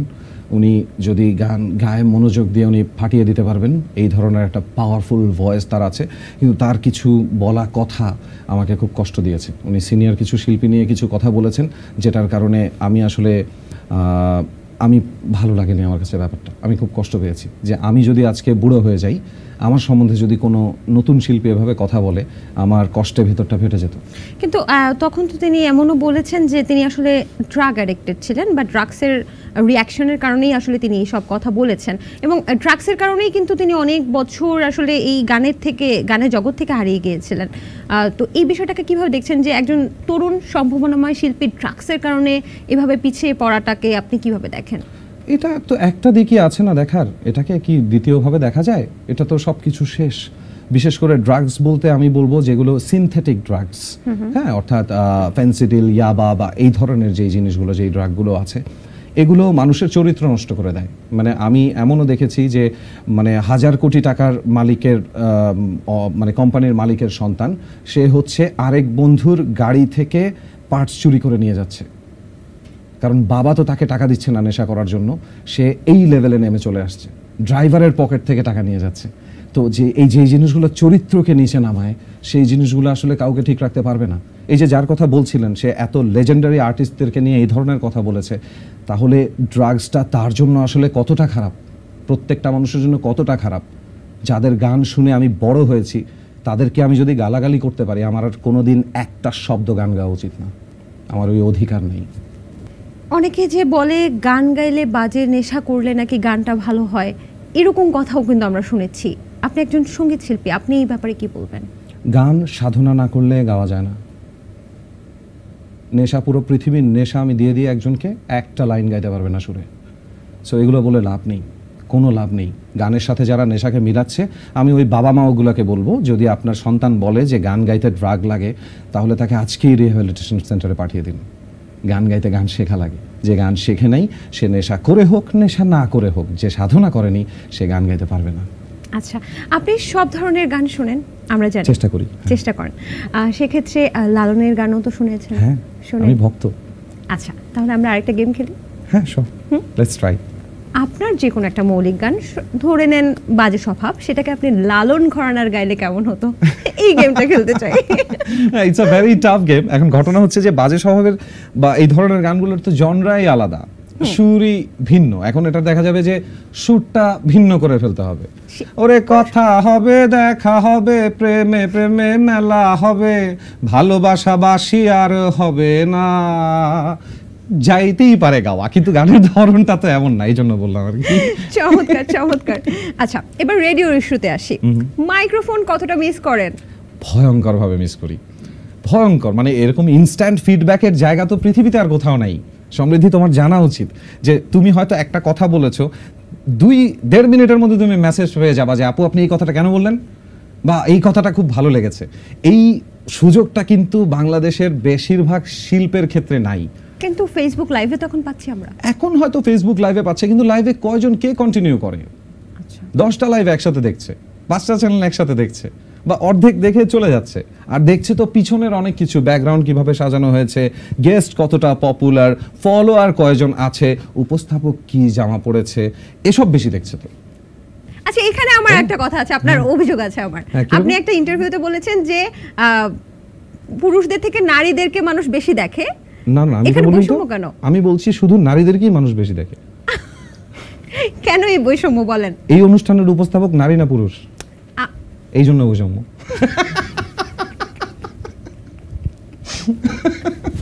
আপনার সাথে কথায় পারা যাবে না, এই জন্য বলা যায় যে আরজেরা এত ভালো কথা বলতে পারে, এত গুছিয়ে কথা বলতে পারে যে তাদের সাথে কথা বলায় পারা যায় না। আচ্ছা, যাই হোক, যেটা বলছিলাম যে টিনেজার বয়সের একটা ক্রেজ হচ্ছে রেডিও, এবং রেডিওর যে শ্রোতারা যে ভয়েস শুনেই ভালোবেসে ফেলে, এটা কিন্তু অন্যরকম একটা ভালো লাগা।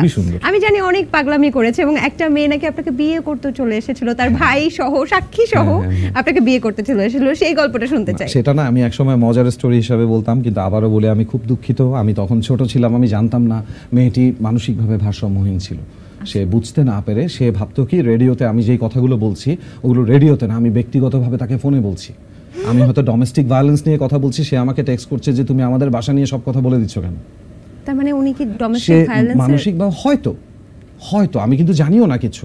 সে আমাকে যে মেসেজগুলো পাঠাতো সেটা দেখে আমি পরে বুঝতে পারলাম যে স্যার মানসিক ভারসাম্য নেই। সে ভাবছে শুধু তাকেই আমি বলছি, এটা যে একটা রেডিও শো এটাই তার মাথাতে নেই। So I am so sorry to that person.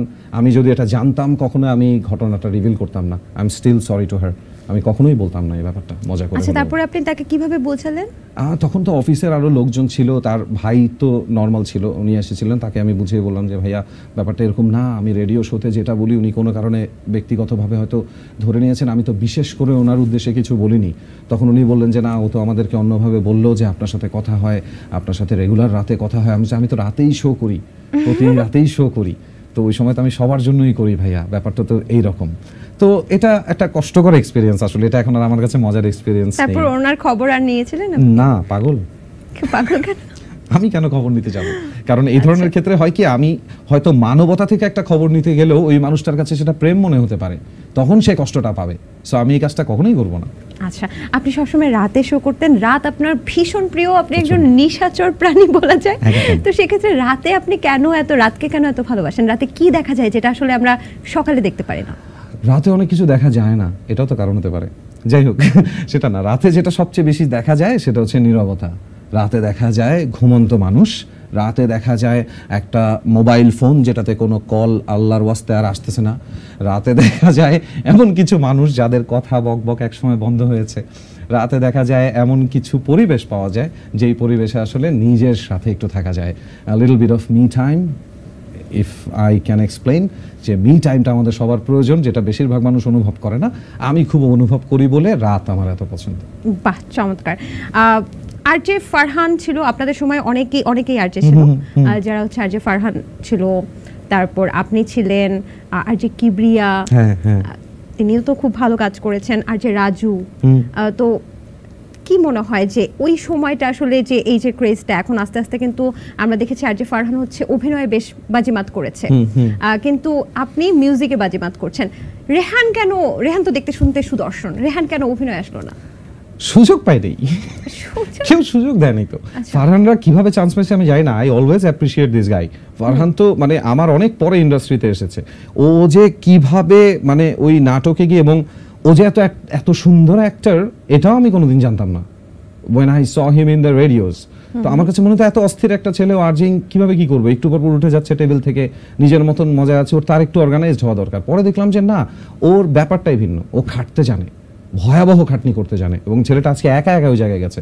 I appreciate him. But আমার হচ্ছে অভিনয়ের দিকে ঝোঁকটা ছিল, কিন্তু ওই যে মানে কারো কাছে যে বলবো আমাকে একটু সুযোগ দিবেন কিনা, তারপরে উনি দেখবে যে আমি কিছুই অভিনয় পারি না, এই সিচুয়েশনটা চিন্তা করেই ভয় লাগতো। কিন্তু আপনার নাকি অভিনয়ে ঝোঁক ছিল এবং আপনি সাইকো কিলার ধরনের একটা অভিনয় করতে চাচ্ছেন বা ক্যারেক্টার চাচ্ছেন, negative role. I always crave for negative roles and I still do. এখনো ব্যক্তিগতভাবে এরকম? ওটা যদি বলে দিই তাহলে কি এরকম রহস্যটা থাকবে? ও মাই গড, আমি ভয় পাচ্ছি এখন। প্লিজ ডোন্ট, ভয় পেলে তো আমি বিপদে পড়ে যাব। আচ্ছা, আরবারও মজার, আপনার অনেক অনেক দক্ষতা আছে আমি জানি, সেই দক্ষতাগুলো আমরা এখন প্রচার করতে চাই। আপনি একজন আরজে, রাইট? সো আরজেরা আমরা যেটা করি, যখন যে লিঙ্কটা দিই, ওপেনিং লিঙ্ক, তখন আমরা মাঝে মাঝে যখন দুঃখের কোনো কাহিনী বলি তখন একভাবে বলি, যখন উচ্ছ্বাস নিয়ে বলি তখন একভাবে বলি, যখন দুষ্টুমি থাকে তখন দুষ্টুমি ছলে বলি। অ্যান্ড এখন আপনার টাস্কটা হচ্ছে আপনি একটা ওপেনিং লিঙ্ক দিবেন এবং সেখানে আপনি ভ্যারিয়েশনটা করবেন, কখনো দুঃখ, কখনো দুষ্টুমি, কখনো ভয়, ভূতের কিছু, এইভাবে একটা ওপেনিং লিঙ্ক দেবেন। আমি জানি অনেকদিন পর মাইক্রোফোনের সামনে আপনি এই ওপেনিং লিঙ্কটা দিতে যাচ্ছেন, সেটা হতে পারে দ্য টক রুমের। Wow, beautiful. ওকে, চেষ্টা করি। Hi guys, you are listening to The Talk Room on Deepto TV and this is Rehan Rasool. আমি আপনাদের সাথে আছি আর আজকে অনেক কিছু নিয়ে কথা বলবো, কিন্তু কথা বলার আগে একটা কথা বলে নিই। আমার আজকে মনটা খুব খারাপ। আজকে বারবার মনে পড়ছে সেই মানুষগুলোর কথা যাদের বাসায় গেলে বাবা মা নেই। এই বাবা মা না থাকার ব্যাপারটা না খুব কষ্ট দেয়। তখন কিন্তু জীবনে একজন সঙ্গী লাগে। সেই সঙ্গীটা আপনার জীবনে হয়তো বন্ধু হয়ে আসে কিংবা প্রেম হয়ে আসে। আর যখন প্রেম হয়ে আসে তখন কিন্তু আলাদা একটা সংসার তৈরি হয়। একসময় আপনি হয়ে যান বাবা মা। এই জিনিসটা কিন্তু ইন্টারেস্টিং। তবে হ্যাঁ, বাবা মা হওয়ার ক্ষেত্রে কিন্তু ভয়ের একটা ব্যাপার আছে, হিউজ রেসপন্সিবিলিটি। প্রতি পদে পদে আপনাকে হয়তো ভূতের ভয় পেতে হবে না, কিন্তু আপনি ভয়টা ঠিকই পাবেন, যেই ভয়টা প্রতি ক্ষণে ক্ষণে আপনাকে খাবে।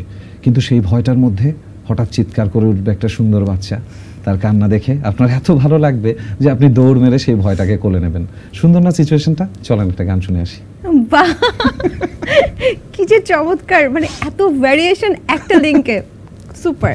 আচ্ছা, এই যে বলছিলাম যে আপনার লিসেনারদের নাকি একটা চিঠি দিয়ে বই তৈরি হয়েছে, সেটা আপনার কাছে এসেছে, ইজ ইট ট্রু? এটা কে করেছে বা কি? এটা হচ্ছে 2-3 জনের নাম বলবো, এটা অনেকজন এটার মধ্যে ছিল। তার মধ্যে তাসনিম জাহান ছিল, সজীব আহমেদ ছিল, তারপরে জারিন সুভা নামে একটা মেয়ে ছিল, ঝরা ছিল, আরো অনেকজন ছিল। বাট ওরা সবাই মিলে যে কাজটা করেছে, ওরা যেই কথাগুলো আমাকে রেগুলার বলতে চায় কিন্তু আমি রেডিও শো শুনি না বা করি না বলে ওরা এখন আর বলতে পারে না, ওরা এক একজন চিঠি আকারে লেখে।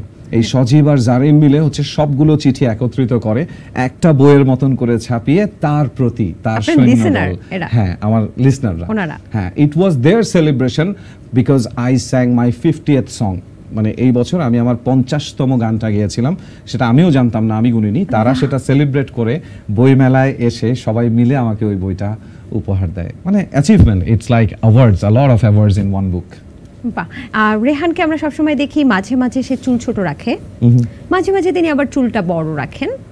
আমার কথা হচ্ছে একজন ছেলে হিসেবে আপনি কি কি বিউটিফিকেশন করেন, কি কি ত্বকের যত্ন বা কি করেন, চুলের যত্নটা নেন কিভাবে? মানে আঁচড়ানো, শ্যাম্পু করা, বোঝা যাচ্ছে না যে যত্নটা আসলে নেই না।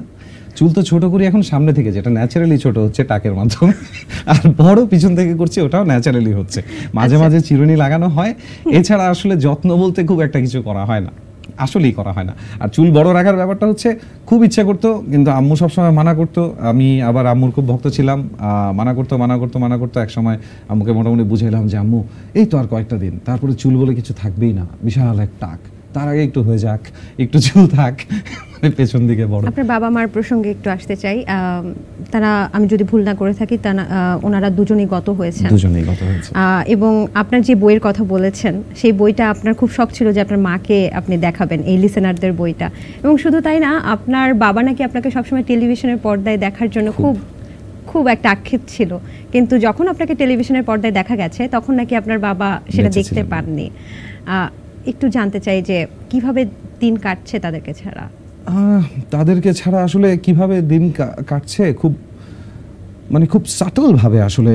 মানে যখন হঠাৎ করে ঘরে ঢুকে বুঝি যে পাশের রুমে আম্মু থাকবে না এখন, বা মাঝে মাঝে চিৎকার করে ডাকি যে যদি শোনে, যদি কোথাও থেকে শুনতে পায়। হঠাৎ করে রাস্তা দিয়ে হাঁটতে হাঁটতে একটা লোককে চলে যেতে দেখলে, কোকড়া চুল দেখলে মনে হয় যে আব্বা এভাবে যাইতো আস্তে আস্তে হাঁটতে হাঁটতে নামাজ পড়তে। আমি না দেখার ভান করতাম, হয়তো আমার হাতে এমন একটা কিছু ছিল যেটা নিয়ে আব্বার সামনে যাওয়া যাবে না, তো এড়িয়ে যেতাম। ছেলেরা তো বেশিরভাগ সময় দেখা যায় যে বাবাকে এড়িয়ে যায়। একটা কথা আজকে বলতে ইচ্ছা করছে, আমি এই অনুষ্ঠানের মাধ্যমে সবাইকে বলি, প্রত্যেকটা ছেলেকে বলতে চাই যে ছেলেদেরকে বিশেষ করে, যে বাবাগুলো আসলে কেমন হয় সেটা না 35-38 পার করলে তারপরে বুঝবেন। তার আগে বুঝবেন না যে আপনার বাবা আসলে কি ভাবতো আপনাকে নিয়ে। এটা খুব কষ্টের ব্যাপার। আমি এখন বুঝি যে কোন সময়টায় আমার বাবার পাশে গিয়ে বসা উচিত ছিল, কিন্তু আমি বসিনি। সো যাদের সময় আছে প্লিজ একটু বসবেন। মিউজিক ভিডিও একটা সময় বেশ ক্রেজ ছিল, এখন মিউজিক ভিডিওটা ওইভাবে কি দেখা হচ্ছে? মানে এই ব্যাপারে আপনি কিছু বলতে চান কিনা? এই ব্যাপারে যেটা বলতে চাইবো যে আগে মিউজিক ভিডিওর মানে ছিল একটা স্টোরি লাইন, যে ওইটুকের মধ্যে আমরা কিভাবে দেখাতে পারি। আসলে আর্ট কিন্তু যত ছোট হয়ে আসে তত প্রেজেন্টেশন করাটা কষ্ট। সিনেমায় যা দেখানো যায় একটা মিউজিক ভিডিওতে ওটাকে নিয়ে আসা, আবার মিউজিক ভিডিওতে যেটা দেখানো যায় ওটাকে ছোট্ট একটা টিভিসিতে বা ওভিসিতে নিয়ে আসা, আবার সেটাকে আজকাল দেখা যাচ্ছে যে 30 সেকেন্ডসের রিলেও নিয়ে আসা হচ্ছে। So it's becoming tough every single day. ওই জন্য যেটা হচ্ছে খুব সহজ কনসেপ্ট হচ্ছে। আপনাকে একটা মজার জিনিস ধরিয়ে দিই, আপনি দেখবেন বাংলাদেশে ম্যাক্সিমাম গানের লিপসিঙ্ক হয় না। হ্যাঁ, তাই তো। কারণ হচ্ছে আর্টিস্টের সময় নেই গান মুখস্থ করার, আর এডিট করা ইজি, স্লোমো দিয়ে এডিট করা খুব ইজি। এই জন্য এই বিষয়টা আমি আসলে ধরতে পারিনি। হ্যাঁ, অনেকেই এটা ধরতে পারে না। আচ্ছা, দক্ষতা না ফলোয়ার, কোনটার বিবেচনা এখন আসলে শিল্পীকে বিবেচনা করা হচ্ছে? শিল্পীকে বিবেচনা করা হচ্ছে দক্ষতা অনুযায়ী, আর ফলোয়ারদের বিবেচনা করা হচ্ছে বিজনেস অনুযায়ী। বিজনেস আর শিল্প একসাথে যায় না। আপনি শিল্পীকে ডাকবেন না ফলোয়ারকে ডাকবেন, সেটা নির্ভর করছে যে আপনি শৈল্পিক কিছু তৈরি করতে চাচ্ছেন না আপনি ব্যবসা করতে চাচ্ছেন। কিন্তু এখন কি ব্যবসাটা বেশি? হ্যাঁ, এই জন্যই তো ফলোয়ারটা মূল। দক্ষতা এখানে মূল নয়। তাহলে কি আপনার আক্ষেপ আছে যে আপনার তো অনেক বেশি ফলোয়ার নেই? পৃথিবীর প্রত্যেকটা আর্টিস্টের এখন এই আক্ষেপ বোধহয় আছে যে why don't I have followers? If I had followers, I could have some sponsors, and through that sponsor, I could actually create something new for the world. But তার কাছে এই উপায়টা নাই, কারণ তার আগের মিউজিক ভিডিওতে ভিউ ছিল কম, এই জন্য পরের বারে সে স্পন্সরই পায়নি নতুন একটা কিছু করার। আর যেই কম্পোজারটা গানটা করতে চাচ্ছে সময় দিয়ে, তাকে যেই অ্যামাউন্টটা দেওয়া হচ্ছে ওটা দিয়ে যদি সে কাজ করে তার চুলা জ্বলবে না। সো সে কি করছে, 10টা কাজ নিয়ে কোনো মতে তাড়াতাড়ি শেষ করার চেষ্টা করছে, 1 দিন 2 দিন টাইম দিয়ে গানের পেছনে। গানটাও নষ্ট হচ্ছে, ব্যবসা হচ্ছে, কিন্তু শিল্পের জায়গা থেকে একটু অপমানজনক ব্যাপারটা। কিন্তু কি করার, সার্ভাইভাল। আচ্ছা, মিউজিক ইন্ডাস্ট্রি থেকে সিন্ডিকেট আছে? অবশ্যই দেখি তো নানান রকম। এই যে কেমন যেন মনে করেন কিছু মানুষ কখনোই কিছু মানুষের সাথে কাজ করে না। আমি এখনো বুঝি না ব্যাপারটা কেন, যে এই কম্বিনেশনগুলো কেন হয় না। মানে আমি স্পেসিফিকভাবে তো নামগুলো বলতে পারবো না, বাট একটা জিনিস যদি আমি ক্লিয়ারলি বলি, আমি জানি না এটা আপনারা প্রচার করবেন কিনা, তবে আমি সবসময় দেখেছি যে মেরিল প্রথম আলোতে যারা পুরস্কার পায় তারা চ্যানেল আইয়ের যে আয়োজনটা, সেখানে ওনারা কেউ পুরস্কার পাচ্ছেন না। তো ওনারা তো দুইজন তো 2 দেশে গান গায় নাই, তো এটা কম্বাইন যে কেন হয় এটা আমি এখনো বুঝি না। এটাকে সিন্ডিকেট বলে কিনা তাও জানি না। দিস ইজ জাস্ট কিউরিওসিটি, কৌতূহল। বাহ, একেবারে শেষ মুহূর্তে আমরা আছি। আমরা র‍্যাপিড ফায়ারের মাধ্যমে আজকের অনুষ্ঠানটা শেষ করব। এবং এতক্ষণ কি চলছিল? এতক্ষণ কথা চলছিল। This was rapid, this was fire. No, সেগুলো আপনার দক্ষতা ছিল। আচ্ছা আচ্ছা, ওকে, লেটস গো ফর ইট দেন। আপনার যে ভিতরে যে দক্ষতাগুলো সেগুলো আমরা আজকে প্রচার করেছি, ছেকে বের করা হচ্ছে, একদম ছেকে বের করেছি। আচ্ছা, এখন হচ্ছে র‍্যাপিড ফায়ার, ঠিক আছে? ওকে। ইমরান কণা নাকি রেহান অবন্তী সিথি, কোন জুটিটা জনপ্রিয়? বর্তমানে অবশ্যই রেহান অবন্তী সিথি। ইমরান কণা থেকেও বর্তমানে? আচ্ছা, ওনারা হচ্ছে এক্সাম্পল।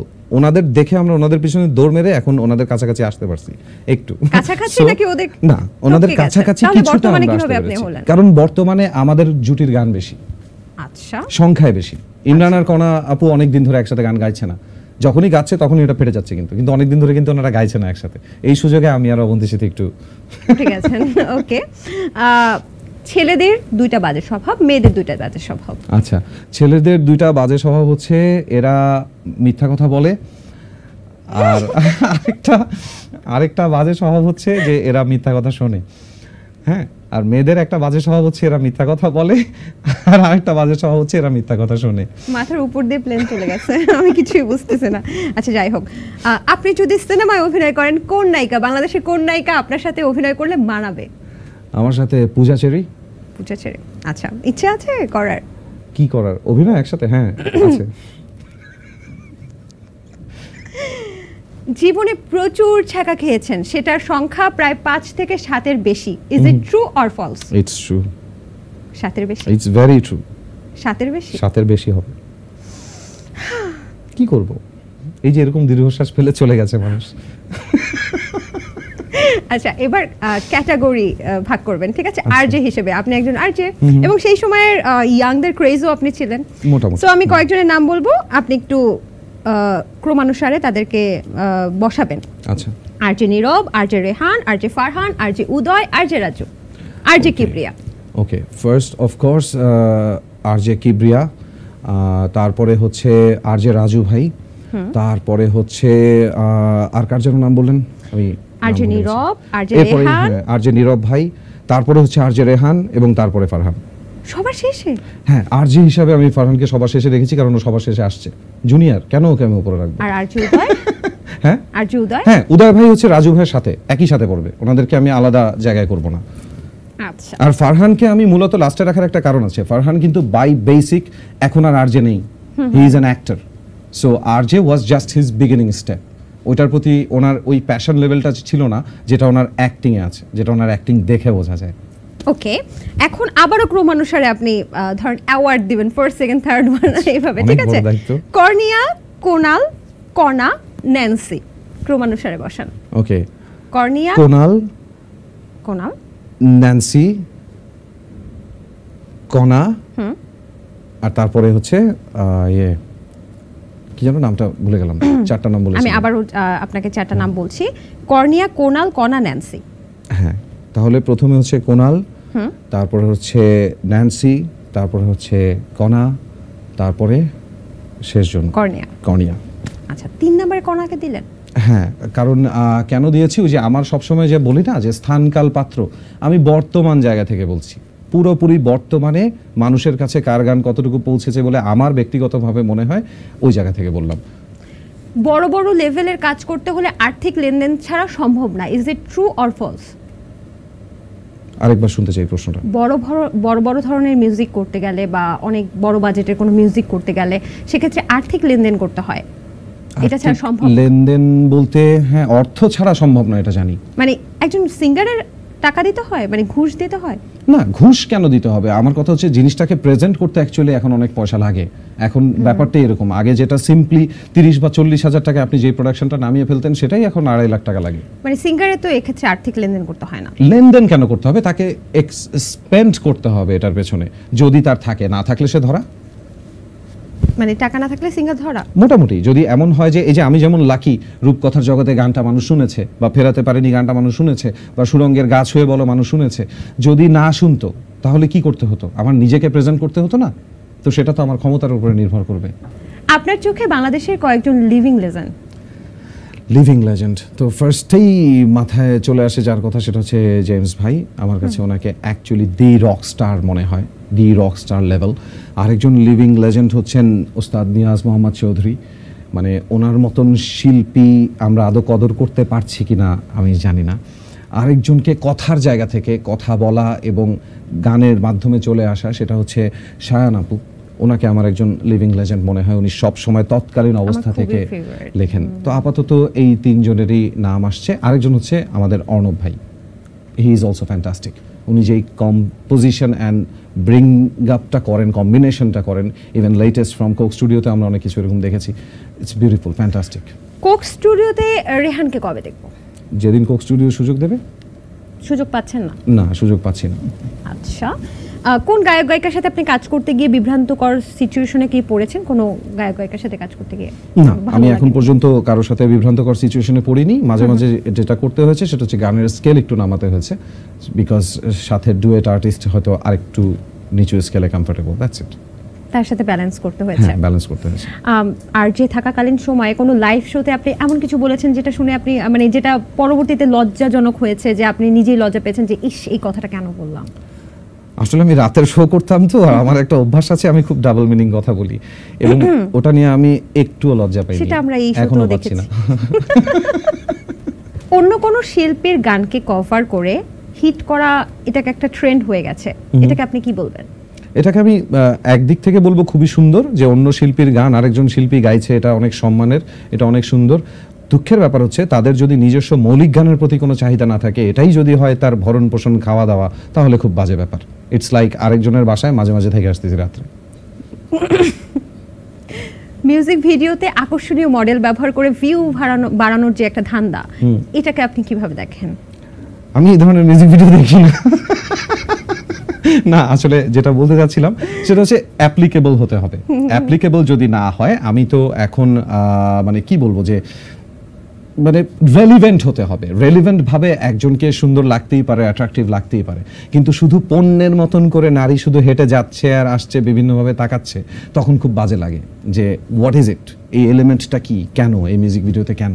যেমন বাজে স্বভাবে it is a single song, এখানে একটা নারী মডেলের দরকারই নেই। আমি চাইলে দেখাতে পারতাম এ হেঁটে যাচ্ছে, সে হেঁটে যাচ্ছে, সে ঢুলে পড়ছে, দরকার নেই, দরকার ছিল না। কিন্তু অন্যরকম খুন গানটা যখন আমি করেছি, আমি মডেল সিলেক্ট করেছি এবং এখানে যথেষ্ট ইন্টিমেট লাভ সিনস ছিল, কারণ আমার কাছে মনে হচ্ছে ওই গানের জন্য এটা প্রয়োজন। এবং যে মডেল সিলেক্ট করেছেন তিনিও সম্ভবত আরজে ছিল। হ্যাঁ, সেও আরজে ছিল এক সময়, নীরা আমার কলিগ ছিল আর কি। এনিওয়েজ, বাংলাদেশের 5 জন সঙ্গীত শিল্পী যারা ওভাররেটেড আপনার চোখে?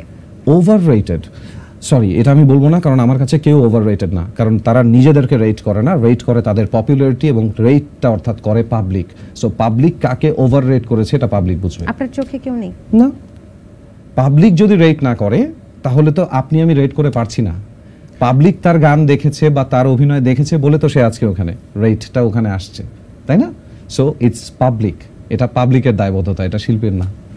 মিউজিক ভিডিও মানে নান্দনিকতা নাকি অশ্লীলতা? অবশ্যই নান্দনিকতা।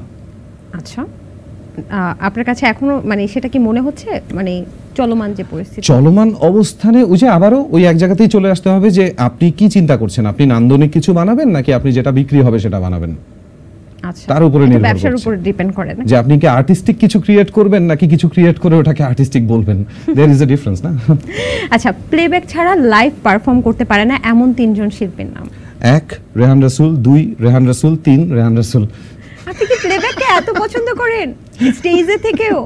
না, আসলে পছন্দ করা না করা না, আমি যেটা বলবো যে আমাদের একটু ব্যালেন্সটার অভাব আছে। আমরা যারা প্লেব্যাক করছি তারা কোনো এক কারণে স্টেজ পর্যন্ত যেতে পারছি না অনেকে, আবার যারা স্টেজে করছে তারা দেখা যাচ্ছে মৌলিক গান পর্যন্ত আসতেই পারছে না। এই দুটার কম্বিনেশন দরকার। আচ্ছা, আপনার সাথে খুব চমৎকার একটা আড্ডা দিলাম এবং অনেকদিন পর মনে হচ্ছে আমি খুব আনন্দ নিয়ে একটা আড্ডা দিয়েছি আপনার সাথে। তবে আপনাকে এত কষ্ট করিয়েছি, এত কিছু, এত গেমস খেলেছি, একটা উপহার না দিলে কি হয় বলেন? না না, কোনোভাবেই হয় না, অবশ্যই দেওয়া উচিত। দীপ্ত প্লের পক্ষ থেকে আপনার জন্য ছোট্ট একটা গিফট আছে, আশা করি আপনার পছন্দ হবে। Thank you, thank you, thank you so much. অবশ্যই মানে ওপেন ইট আপ যখন বাসায় যাই, but thanks to Deepto TV, thank you, and I had a wonderful time too. আমিও প্রচন্ড আনন্দের সাথে আজকে আড্ডা মারার মতন করে কথা বলে ফেললাম, মানে ভালো লাগে, এভাবে কথা বলতেই ভালো লাগে। Thank you so much. তবে এখনো শেষ হয়নি। আচ্ছা, আমি বিদায় নিব, তার আগে আপনি ভেবে নেন আপনি আমাকে কোন গানটা শোনাবেন। পার্সোনালি আমার খুব পছন্দের ফেরাতে পারিনি আমি, আচ্ছা, সেই গানটা, তবে সেটা বাদেও আপনি যে কোনো একটা গান আমাকে শোনাতে পারেন। দর্শক, এই ছিল দ্য টক রুমের আজকের আয়োজন। আশা করছি আপনাদের পুরো আয়োজন অবশ্যই ভালো লেগেছে, ভালো লাগতেই হবে। আর আগামী পর্বে আবার কোনো সেলিব্রিটি গেস্ট নিয়ে কিন্তু হাজির হয়ে যাবো। সে পর্যন্ত ভালো থাকুন, সুস্থ থাকুন এবং দ্য টক রুমের সাথে থাকুন। আচ্ছা, যেহেতু সমৃদ্ধি তুমি বললাম, আমি ফেরাতে পারিনি, এটাই শোনাই, যেহেতু তোমার ফেভারিট সং। এটা আমার জন্য অনেক বড় একটা উপহার। ওকে, ইট গোজ। সবই বুঝি তবু অবুঝের মতো তোমায় খুঁজি, নিয়ে হারানোর ক্ষত আজও ভাবি, কেন বেদনার মতো হৃদয়ে আঁকি নীল প্রজাপতি শত, ফেরাতে পারিনি আমি, পারিনি তোমার হতে। তুমি তো গিয়েছ চলে দ্রুত লয়ে আলোর পথে। না না